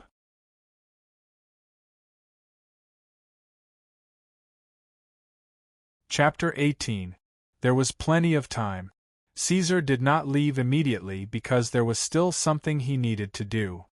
He needed to calculate the specific time needed for the liquid in the cavity to be fully replenished. He needed to have the best understanding of his own abilities. 1 minute, 2 minutes. Estimating the time, Caesar laid his neck flat on the ground and focused. Asterisk buzz buzz buzz. Asterisk, however, when he held his breath and completely quieted down, he heard the sound of bees flapping their wings. Although the frequency was very high, the sound was very soft. If it was not for the fact that it was so quiet that one could hear a pin drop, Caesar would have ignored such a subtle sound. Was it an illusion? Or was it an insect? Caesar shook his head and cleared the messy thoughts that were disturbing his thoughts. He focused and felt the changes in his body. In the cavity, the liquid was gradually filling up the chamber. After about 15 minutes, the chamber used to spit out burning liquid was saturated again. Then, after a minute or two, the chamber used to spit out frost, and acid also gave him the feeling of being filled up. 15 minutes, huh? Caesar memorized this number. The time taken for the 3 chambers to fill up should be the same. It was just that the order used was different, so there was a difference of a few minutes. Asterisk whoosh. Asterisk Caesar opened his mouth, and blazing flames gushed out of his throat again. Just like how a newborn child needed to learn how to walk, a newborn spitting organ also needed to be familiarized with it. He did not care about the consumption. His goal was to master his breathing as soon as possible so that he could be used in a real battle. At the very least, he needed to be able to hit a moving target. Oh phew! During this time, he vaguely heard the sound of breathing. A black dot flashed past the corner of Caesar's eyes. The faintly discernible sound of flapping wings flashed again and disappeared. Was it an insect? No. Caesar immediately stopped breathing. His originally wide vertical pupils shrank into a straight line. The vision of dragons was very good. Even if time was short, he could still see some clues. He caught the shape of the creature. It was not an insect like a fly. It was more like a human? Where did such a small human come from? Caesar's body tensed up. He did not want his fire and ice spitting weapons to be discovered by other intelligent creatures. At least not until he had enough ability to deal with trouble. Come out, Caesar growled. Fortunately, the bushes in front of him had already turned into scorched earth. After noticing the abnormality, it was rather difficult for the other party to hide. He quickly found the little thing flying close to the ground. Caesar opened his mouth and spat out a fan-shaped flame. He didn't care if the target creature could block it or not. The matter of the spitting weapon concerned his own safety. He couldn't just let the spying creature escape. Only then did Caesar see the full appearance of the target creature. It was a humanoid creature about the size of his palm. Other than the 4 conspicuous transparent wings on its back, it looked no different from a human. Ignoring its pocket-sized body, it looked like a 16 or 17-year-old girl. The little thing had a head of light green hair, and its body was tightly wrapped in a flower bud-like dress, leaving only its arms and wings exposed. Its skin was fair and white. The flames were vast and mighty, but to the little guy that was only the size of Caesar's claw, it was like a sea of fire. It only took 2 seconds for the entire area to be covered. It couldn't escape the fate of being incinerated. However, in the next moment, Caesar saw the glow of magic. This unknown lifeform's body rippled with light green waves. Then, its speed immediately increased by more than 1 level, and it escaped the sea of fire by a hair's breadth. Whoa, a black dragon that can spit out different dragon breaths. That was close. A clear whisper sounded. Forest fairy? Caesar's eyes became dangerous. The other party was indeed an intelligent lifeform, and after spying for so long, it knew that his spitting weapon was different. He quickly chased after it. Compared to the palm-sized forest fairy, the 7-meter-long black dragon was practically a colossus. With a nimble leap, Caesar could cover a distance of 4 to 5 meters. It was easy to catch up to this little thing. Bushes were pushed down, mounds of dirt were smashed, and in less than 20 seconds, he overtook the forest fairy that was scurrying in front of him. Then, he displayed astonishing body control, bending his knees to suppress the inertia and stopping his body. Then, he turned around and blocked the path of the target with his huge head. Because it was too fast, the forest fairy almost crashed into Caesar's exposed teeth. Before it could react, a large gust of white gas gushed out of Caesar's mouth. The frozen solution flowed into the outside world through the tube, and after coming into contact with the air, it quickly vaporized. It absorbed a huge amount of heat, causing the surrounding trees to be quickly covered in a layer of frost. The little guy that tried to escape was instantly frozen. Forest fairies, this species that sounded similar to elves, actually had nothing to do with elves. They were another type of life form. Regardless of gender, they were very small, only slightly larger than forest birds. Their personalities were a bit like a docile cat, curious and timid. Forest fairies and dragons had similar characteristics in certain aspects. They had very tenacious vitality, and were born with an innate understanding of magic, although it wasn't very strong. They liked to live alone or with their partners. They were distributed in temperate forests all over the world, and were very famous neutral faction lifeforms. The forest fairy in front of him had been frozen into an ice sculpture by Caesar. It maintained its posture of being about to crash into the black dragon, its eyes closed and its fists clenched tightly. "Got you!" Caesar was relieved. He peeled off the layer of ice amidst cracking sounds, held the forest fairy in his claws, and thought about how to deal with this little guy.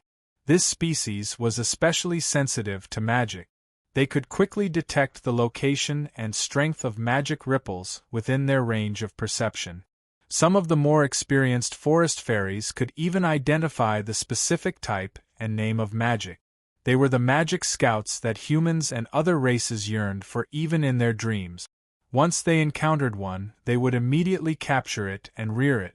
Because of their coveted perception and lack of ability to protect themselves, they were hunted down by humans and other races until they were almost extinct. Nowadays, this type of life form was already very rare, rarely appearing on the continent. Traces of forest fairies could only be found in some primitive forest areas. The other party had pried into his privacy, so Caesar definitely wouldn't let her go so easily. It would be best if he could take the forest fairy as his dependent. He could prepare for a rainy day. If he were to face a mage in the future, the forest fairy would be of great use. While Caesar was thinking, he suddenly realized that the little guy had already stopped breathing. "What's going on?" He shook the forest fairy in his hand. The little guy's body also shook along with him. It didn't struggle at all, as if it didn't feel anything. "Is it dead?" Caesar put the little guy on the ground and used his claws to poke her left and right. The palm-sized humanoid lifeform rolled on the ground twice, still in an unconscious state. Caesar smacked his lips. This was the first time he had seen a forest fairy. It was said that this lifeform's vitality was very tenacious, comparable to that of a young dragon. How could it not even withstand a single frost breath? After waiting for 2 minutes, he stared at the forest fairy who still didn't move. After thinking for a bit, he picked the little guy up from the ground and threw it into his mouth. "Oh, since it's dead, I'll eat it."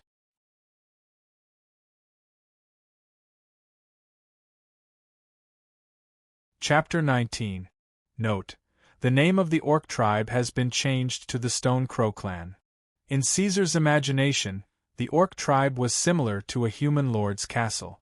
It was the kind of place where intelligent creatures lived with tall tents, altars, and bunkers. There were also many watchtowers outside. However, Caesar knew that he was wrong when he looked at the orc children who were working hard to polish stone axes and bone spurs. It was quite ridiculous. The settlement of the Stone Crow clan was located between the foothills of the hills, in a basin that was relatively flat. However, there was nothing but wilderness as far as the eye could see. Except for some tree trunks that were used to dry furs, there were no other signs that indicated that there were any intelligent creatures living in this area. The orcs wrapped themselves in animal furs and polished stones to make weapons. They accompanied the wolves and lived in caves that were naturally formed or randomly dug. They were exactly like the primitive people of the Stone Age. Looking at the orcs sitting on the ground, tearing into the raw meat, smelling the stench of the fur that had not been dried, Caesar could not help but wonder if he had made a mistake in his decision. Was it the right choice to form an alliance with such an orc clan? These guys live more like beasts than dragons. Caesar sighed in his heart. No wonder Blakesia and Garen didn't want to interact with them. If he knew that the Stone Crow clan was in such a situation, he probably wouldn't have signed an alliance with them. What a loss. Fortunately, dragons had a rather slow sense of time. To the orcs, 25 years was a long time. It was enough to nurture a generation of newborns into powerful warriors. However, to dragons, it was just a few hours of sleep. To be honest, the arrival of a black dragon in the beginning caused quite a stir in the tribe. Many orcs could only imagine the traces of a dragon from their ancestors' descriptions. There were very few who had seen a dragon with their own eyes. When they saw such a huge true dragon, they couldn't help but feel excited. However, as time passed, the orcs got used to it. After all, as the most barbaric and warlike race, they had hunted many strange monsters in the primitive jungle. Although Caesar was a true dragon, he was nothing more than a creature of this world. There was nothing strange about him breathing the same air as them. Moreover, they lived in the wilderness, and the pressure on the tribal orcs was very high. Not only did they have to polish and repair their weapons, they also had to wash and dry their fur, store water in stone tools, store food, and so on. Therefore, other than the children who were still curious about Caesar, the rest of the orcs left after a few glances. It was not that they were not vigilant against foreign species, but their old leader had already told them that this black dragon had signed a covenant with the Stone Crow clan.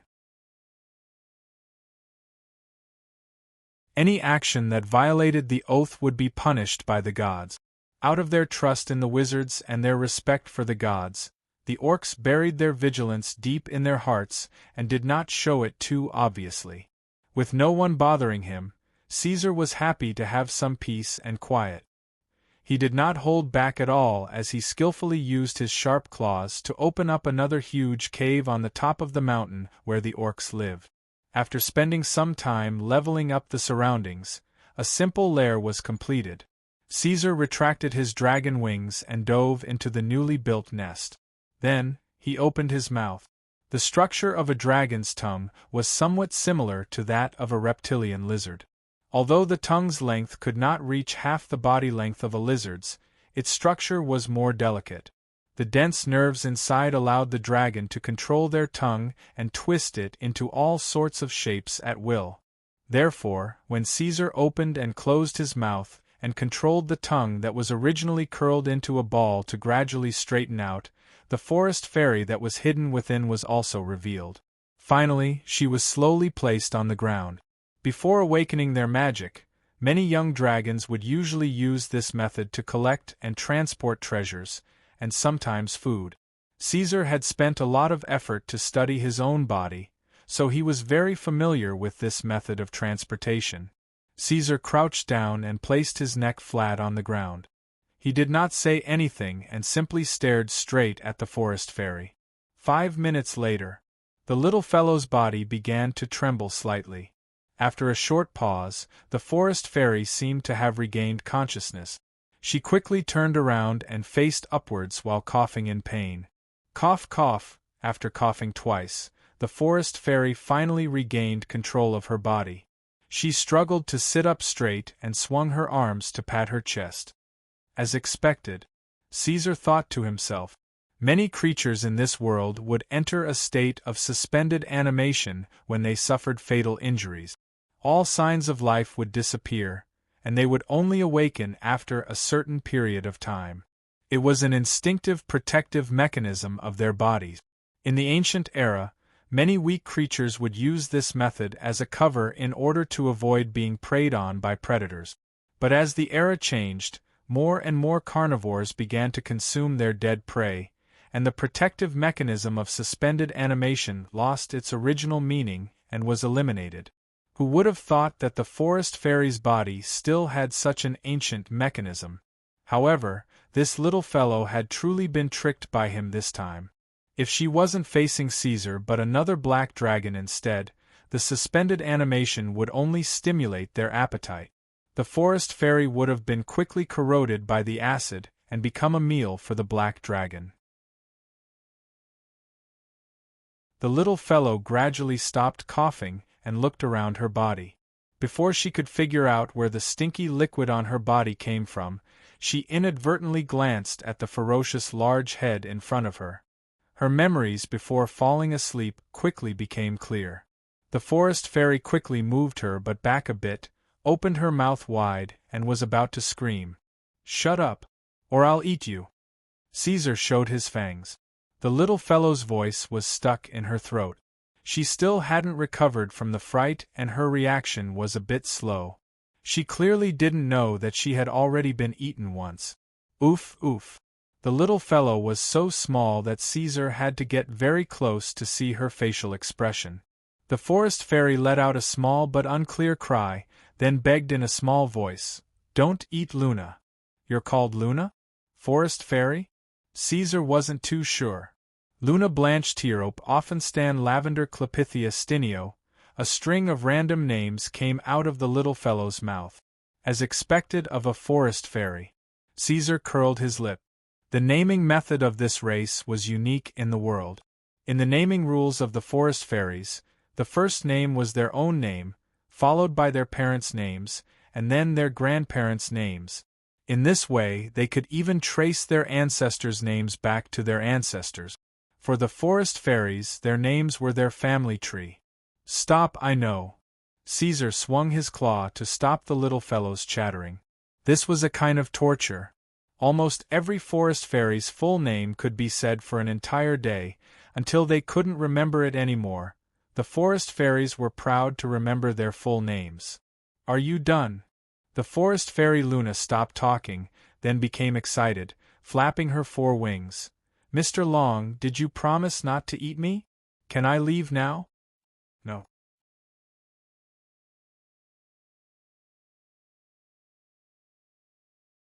Chapter 20. Of course not. Just as the forest fairy Luna was muttering to herself, Caesar narrowed his eyes and carefully observed her. He sharply captured this little fellow's mental activity.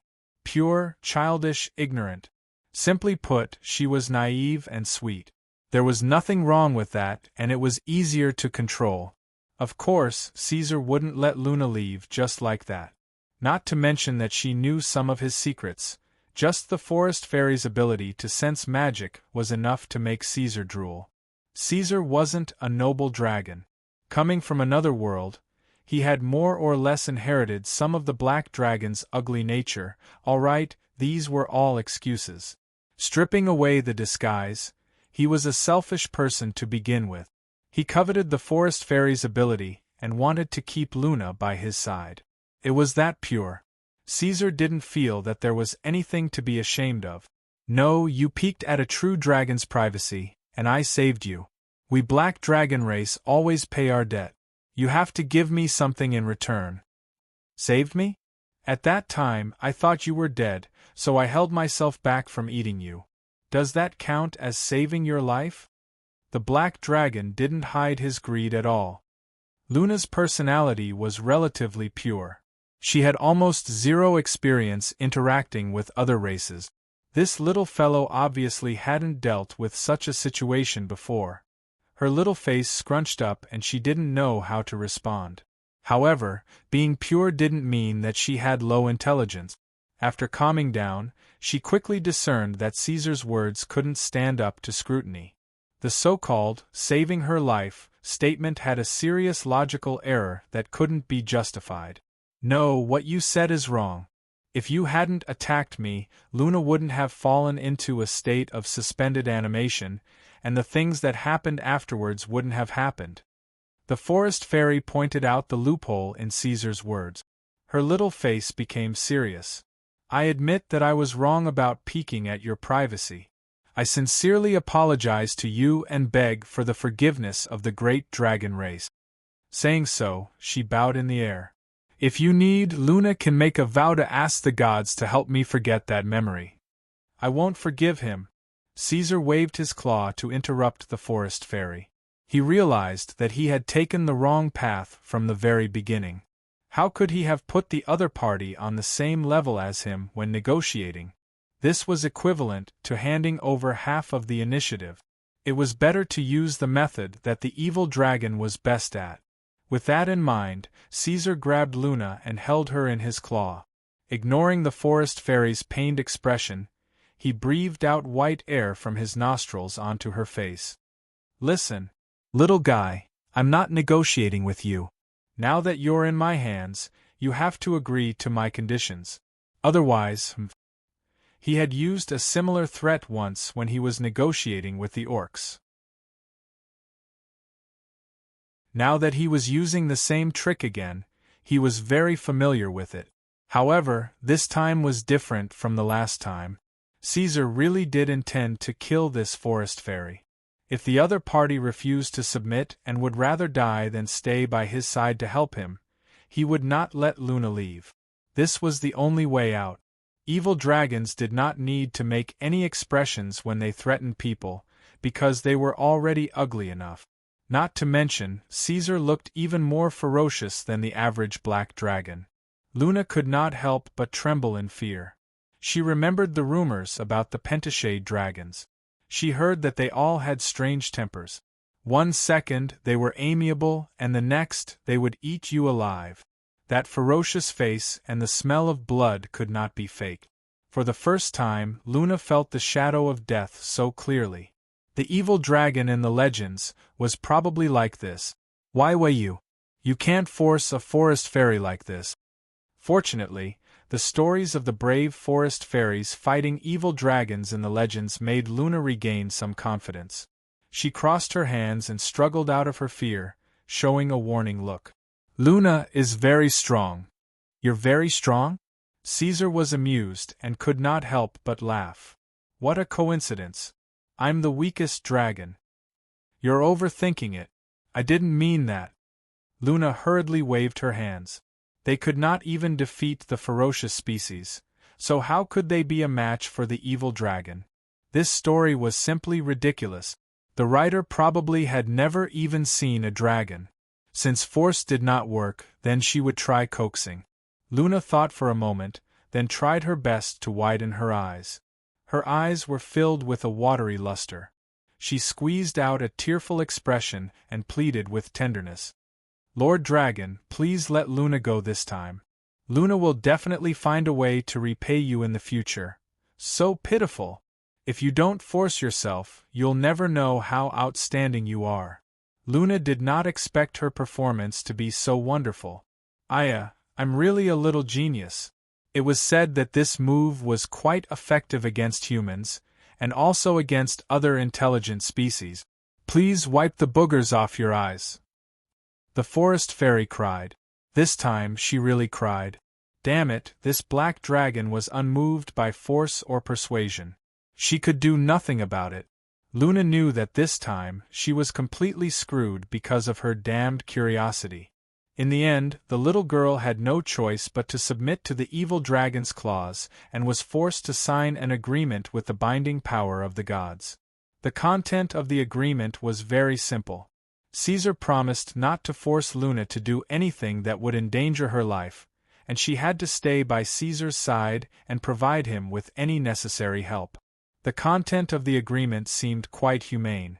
Other than restricting Luna's freedom, there were no other terms that would exploit her.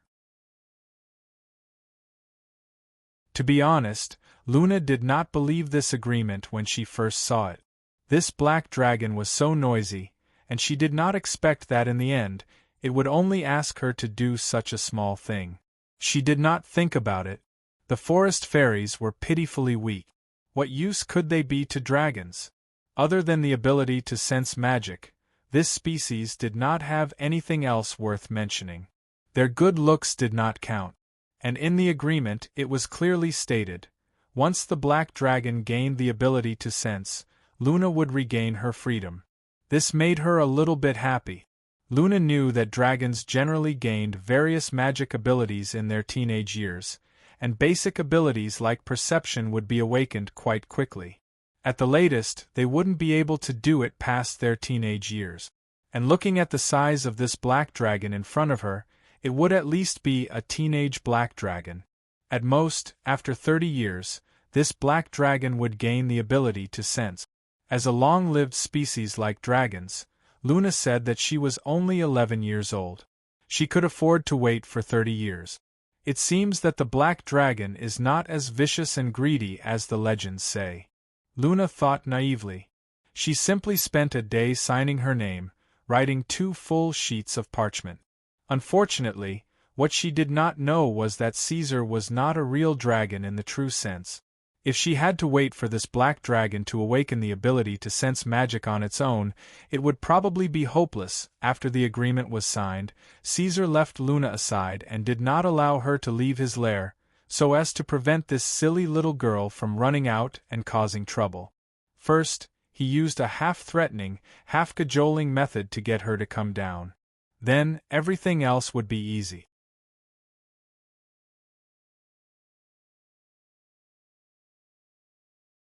Chapter 21. Originally, Caesar was supposed to be able to live a lazy and comfortable life after signing the treaty with the orcs, but in reality, he could not do that. He could enjoy the life of a rice worm and rely on sleeping to climb to the top of the food chain. Perhaps other dragons could do it, but Caesar could not. In Eladia, it was not impossible to capture a few female slaves, get a couple of pets, and live a carefree, idyllic life. However, one had to have enough capital to do so, and Caesar's capital was only himself. Transmigration was really a very unreasonable thing. Why could someone else become a prince with power and influence, and countless beautiful witches flock to him, but he could only become an evil dragon without any magic ability, and he had to spend a lot of effort to catch people himself if he wanted to find some family members. It was uncomfortable. Caesar sighed. He was the black dragon. Even if he just lay down and did nothing in the future, there would be groups of adventurers shouting for justice, and they would come knocking on his door, wanting to chop him into pieces of minced meat. This sense of urgency was constantly squeezing him, causing Caesar to have a very serious sense of insecurity. Even if he had received 3 rewards and signed the treaty with the Stone Crow clan, it did not change his mentality. So what if he had a strong body, fast reflexes, and the ability to breathe? When faced with the siege of a large number of elite warriors, or the continuous explosions of spellcasters, could he withstand it? Indeed, until now, his growth could be said to be good. At least, no dragon of the same age as Caesar, regardless of the dragon species, was a match for him. But what was there to be proud of? As time passed and their magic abilities gradually awakened, the true dragons would leave Caesar in the dust. If it was not for Black Dream, he would not be able to catch up in this lifetime. He had to become stronger.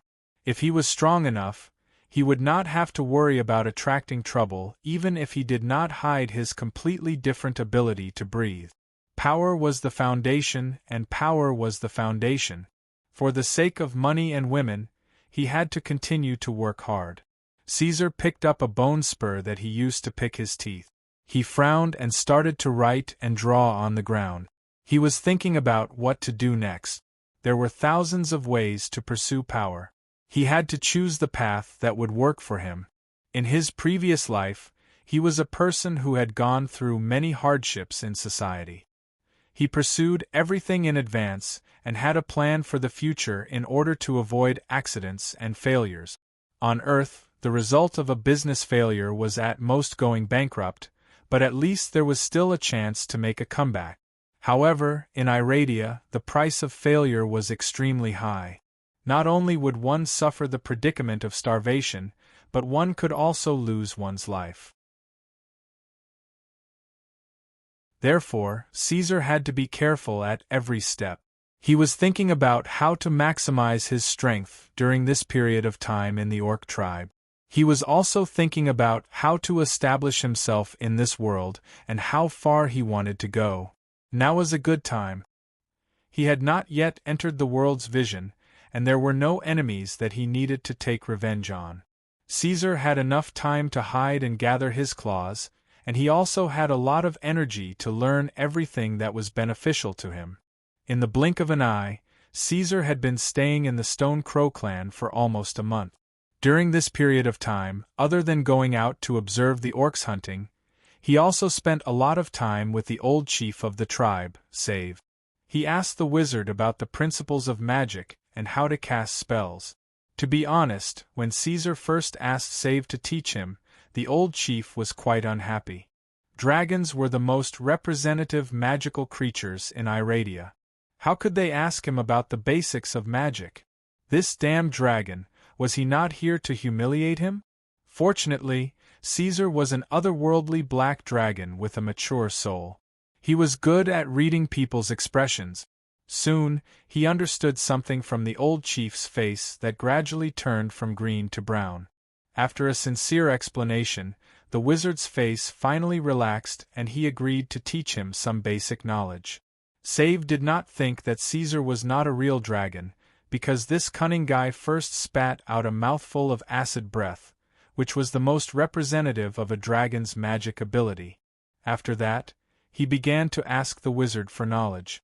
From the very beginning, he had blocked the old orc's train of thought.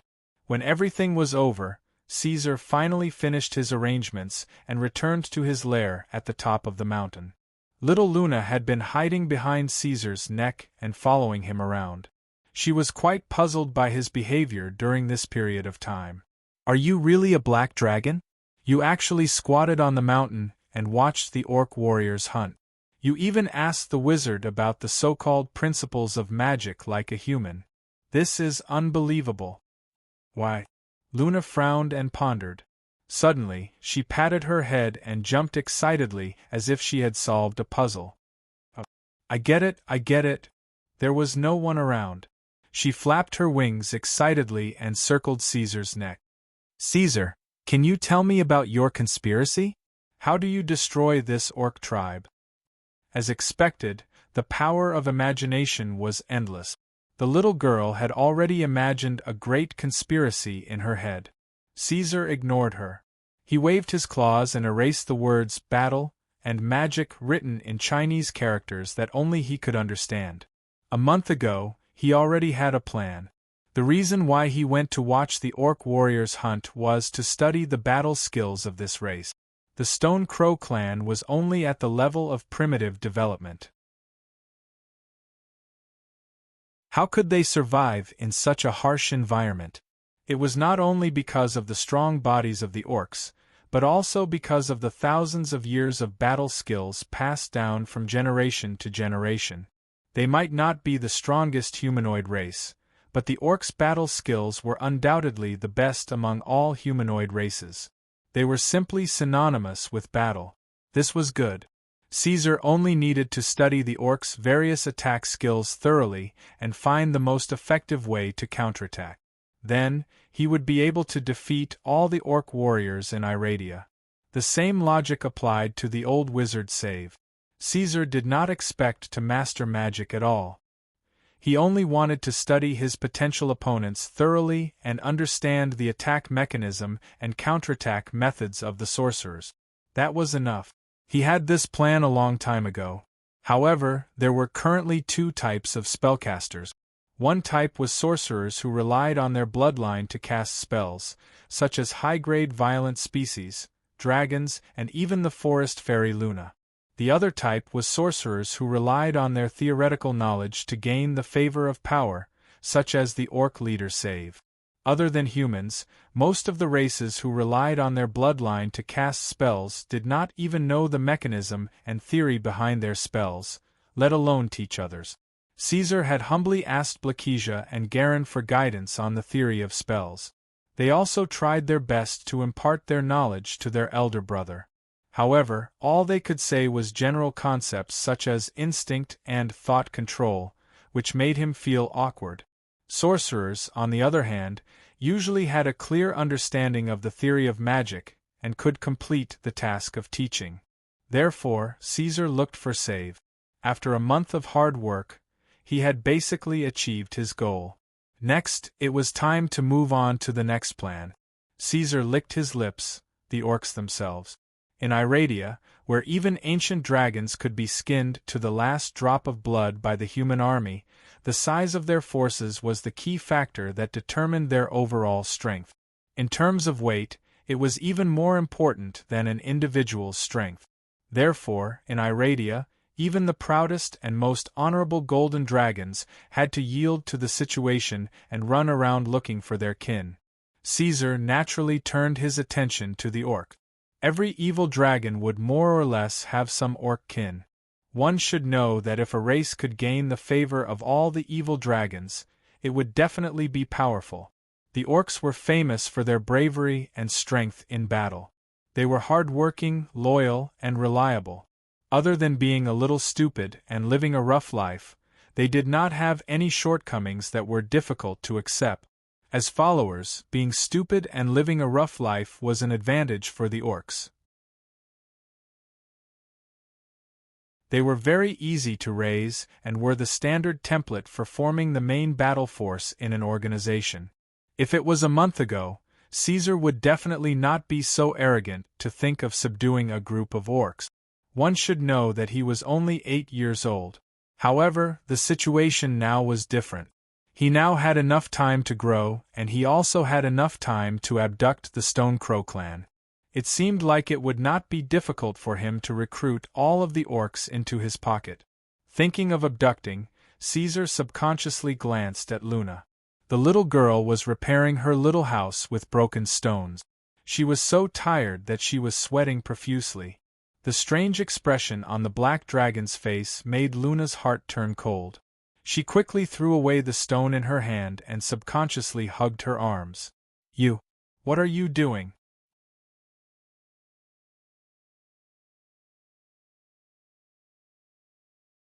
Chapter 22.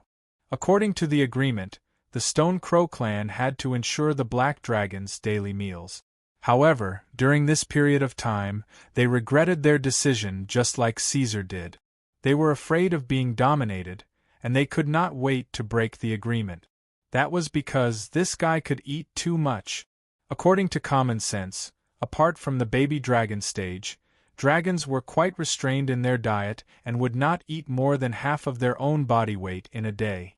Even the Red Dragon Queen, one of the few truly morbidly obese dragons known to scholars and adventurers today, would not eat more than twice her own body weight in a day. But this black dragon, the one who signed the agreement with them, the one named Caesar Ortolunso Tangerine, the orc warriors who were responsible for transporting the food were certain that this guy would eat more than 3 times its body weight every time. In other words, Caesar could eat 4 Bathmi horned bulls in a day. Note: Bathmi horned bulls are herbivores found in the grasslands, mountains, and forests of the West. They were first discovered by the dwarf Bathmi and got their name because of their huge horns. They are ferocious creatures that feed on grass, twigs, bamboo shoots, and tree bark. Adult Bathmi horned bulls are generally 4 meters long, with the largest reaching 5 meters. They weigh about 1.5 tons. Seeing the dark dragon wolfing down the food before them, the already green faces of the warriors in charge of transporting the food turned even greener. One had to know that the Bismarck horned bulls were not animals that were easy to hunt. Wild herds of Bismarck horned bulls were extremely ferocious, and would often charge around wildly. At first, the orcs thought that this despicable black dragon was deliberately making things difficult for them. But later, they realized that this guy's appetite was really that big. Looking at how Caesar ate the Bathmi horned bulls without spitting out the bones, the orcs realized that 4 Bathmi horned bulls might not be enough to fill his stomach. Such exaggerated news caused a small panic in the hunting group. When they reported this news to Save, even their clan leader, who was the least like an orc and had always been calm, was shocked. He felt that his teeth were aching, and hurriedly went back to his cave to read more information. Indeed, Caesar's appetite had greatly affected the Stone Crow clan. In order to provide enough meat for the Black Dragon, they had no choice but to send 20 elite warriors from the hunting team to hunt the horned bulls. This was already a heavy burden for the Stone Crow clan, which only had 60 hunters. In fact, the lack of food had always been a serious problem for the orcs. The wilderness was very dangerous. Some high-level monsters were especially powerful. Every time they hunted, there might be beastmen who lost their lives. Even so, these green-skinned orcs did not complain to anyone. Other than seeing that Caesar's expression was not good when he ate, they did not even mention this to him. Just like Caesar's impression, the orcs were very stubborn. There was a saying among this clan: the spit of an orc is as hard as the skull of a pachycephalosaurus. They were true to their words and would never go back on their word. Although the work of hunting the horned bulls exhausted the warriors, they still had to grit their teeth and endure until they found a better substitute. However, in order to ensure that the black dragon had enough food, the normal orcs of the Stone Crow clan were getting less and less food. Many female orcs and little orcs had started to eat the preserved meat that they had stored. This was a very bad sign. It's time to restart the trade with the humans. After discovering this phenomenon, Chief Save had no choice but to make a decision. Damn the dry season, I think it's coming again. Caesar stretched out his hind legs and lay down in the nest. He raised an extra-large stone wine cup and took a sip of his homemade drink. I've never eaten something so delicious before. It's even better than flower dew. Little Luna imitated him and took a sip from the cup that was not even as big as a grain of rice. She squinted her eyes like a mouse that had stolen a piece of cheese. Caesar, you're really a genius. How did you come up with this idea? The reason was that when Kaiser was watching the orcs hunting, he found a plant that looked very much like mint in the wetlands of the mountains. Although its branches and leaves were coarser and thicker than mint, the taste was almost the same. Moreover, it was cooler and sweeter. At first, Caesar just wanted a change of taste. He had been eating fresh meat, rotting meat, and cooked meat. He was sick of all kinds of meat, so he would chew on a few stalks of this grass and keep it in his mouth like cool candy. But as the weather got hotter, he suddenly had an idea. He ordered little Luna to bring a few stalks of this plant back. First, he used fire to boil it into water, then he used his frost breath to freeze it. In the end, the liquid he made was so delicious that little Luna stopped drinking flower dew every day. She would run out early in the morning and come back with a bunch of stalks of grass. She would try her best to boil them with fire and then look at Caesar, waiting for him to start. After interacting with him for a while and getting familiar with him, Luna was not as afraid of this black dragon as before. This guy was different from the other black dragons.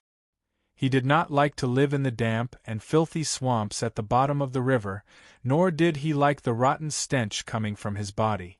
He even kept his lair neat and tidy. He was basically a flirtatious slut in the black dragon. Of course, these were all her unspoken criticisms. The real reason was that Luna found this guy's personality to be quite good. He was not as violent, vicious, and neurotic as the legendary black dragon. Apart from being so gloomy that it scared her when he was serious, he was quite easy to get along with, and communication was not a problem. Even you don't know the name of this grass? Caesar glanced at Luna, who was still slurping her drink, his tone full of undisguised disdain. She was a forest fairy, and yet she could not even recognize plants. Oh, phew! Luna choked and quickly patted her chest. She did not realize that she was in the right. In Iradia, no one would study and name ordinary plants that are not dangerous and cannot fill one's stomach.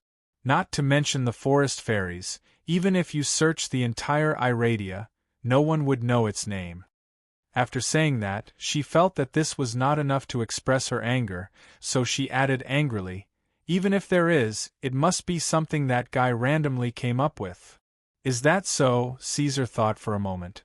He wanted to ask Luna more about the local customs of Iradia, but he saw the little girl suddenly jump up and crawl between his thorns. Her expression became extremely serious. There are spellcasters approaching the Stone Crow clan. Hearing that, Caesar immediately crawled to the edge of his lair and poked his head out to look. Humans. In his sight, a group of humans that seemed to be traveling merchants, and their numbers were not small. They slowly walked into the territory of the Stone Crow clan. You're tuning in to the Phoenix Knights YouTube channel. Don't forget to subscribe and join us on this journey to catch the most captivating stories.